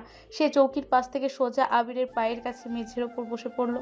আবিরের দুই পা জড়িয়ে ধরে সে হাউমাউ করে কাঁদতে লাগলো। আমাকে তুমি যে কোনো শাস্তি দাও আবির। আমাকে তুমি গালাগালি করো, আমাকে মারো, কিন্তু আমাকে এতটা দূরে ঠেলে দিও না। আমি প্র্যাকটিক্যাল দুনিয়ায় বড় হয়েছি আবির। আমি শুধু কাগজ আর প্রমাণ দেখে বিচার করতে শিখেছি। আমি জানতাম না মন দিয়ে কিভাবে বিচার করতে হয়। তুমি আমাকে শিখিয়েছো আবির। তুমি আমাকে শিখিয়েছো অহংকারের চেয়ে আত্মসম্মান কত বড়। ম্যাম, পা ছাড়ুন। কি করছেন আপনি? না, আজ আমি তোমার পা ছাড়বো না আবির। তুমি বলেছিলে না তোমার আত্মসম্মান বিক্রি হয়নি। আজ আমি সায়রা চৌধুরী আমার জীবনের সব থেকে বড় অহংকার, আমার জেদ, আমার স্ট্যাটাস সব কিছু তোমার পায়ের কাছে বিসর্জন দিলাম। আমি তোমার কাছে আর কোনোদিন বড়লোকের মেয়ে হয়ে থাকবো না। আমি শুধু তোমার স্ত্রী হয়ে থাকবো। আমাকে তুমি আর একটা সুযোগ দাও আবির। সায়রার এই চূড়ান্ত আত্মসমর্পণ দেখে আবির স্তব্ধ হয়ে গেল। যে মেয়েটা অহংকারে কেউ তার সামনে কথা বলতে পারতো না, যে মেয়েটা তাকে সবসময় তাচ্ছিল্য করেছে, সেই মেয়েটা আজ কাদামাখা ফ্লোরে বসে তার পা জড়িয়ে ধরে বাচ্চাদের মতো কাঁদছে। আবিরের বুকের ভেতরে সে অভিমানের শক্ত পাথরটা এবার বলতে শুরু করলো। ম্যাম, প্লিজ উঠুন। ফ্লোরে খুব নোংরা। আপনার শাড়ি নষ্ট হয়ে যাচ্ছে। শাড়ি নষ্ট হলে হোক, তুমি যদি আমাকে ক্ষমা না করো আমি এই ফ্লোর থেকে উঠবো না আবির। আমি তোমার এই পবিত্র মনের একটা কোণায় একটু জায়গা চাই। আমি কথা দিচ্ছি জীবনেও আর কখনো কোনো প্রমাণ খুঁজবো না। তোমার চোখ যা বলবে আমি শুধু তাই বিশ্বাস করব। তুমি যদি বলো দিনকে রাত, আমি রাত বলেই মানব।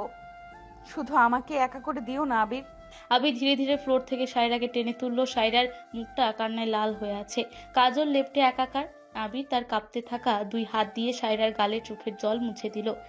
আমি তো আপনাকে আগেই ক্ষমা করে দিয়েছি ম্যাম। আমি কারো ওপর রাগ করে থাকতে পারি না, কিন্তু ওই যে একটু কষ্ট পেয়েছিলাম। আমি ভেবেছিলাম আপনি হয়তো আমাকে আর চান না। বোকা ছেলে, তোমাকে ছাড়া আমি এক মুহূর্তও বাঁচার কথা ভাবতে পারি না। I love you Abir, I love you so much.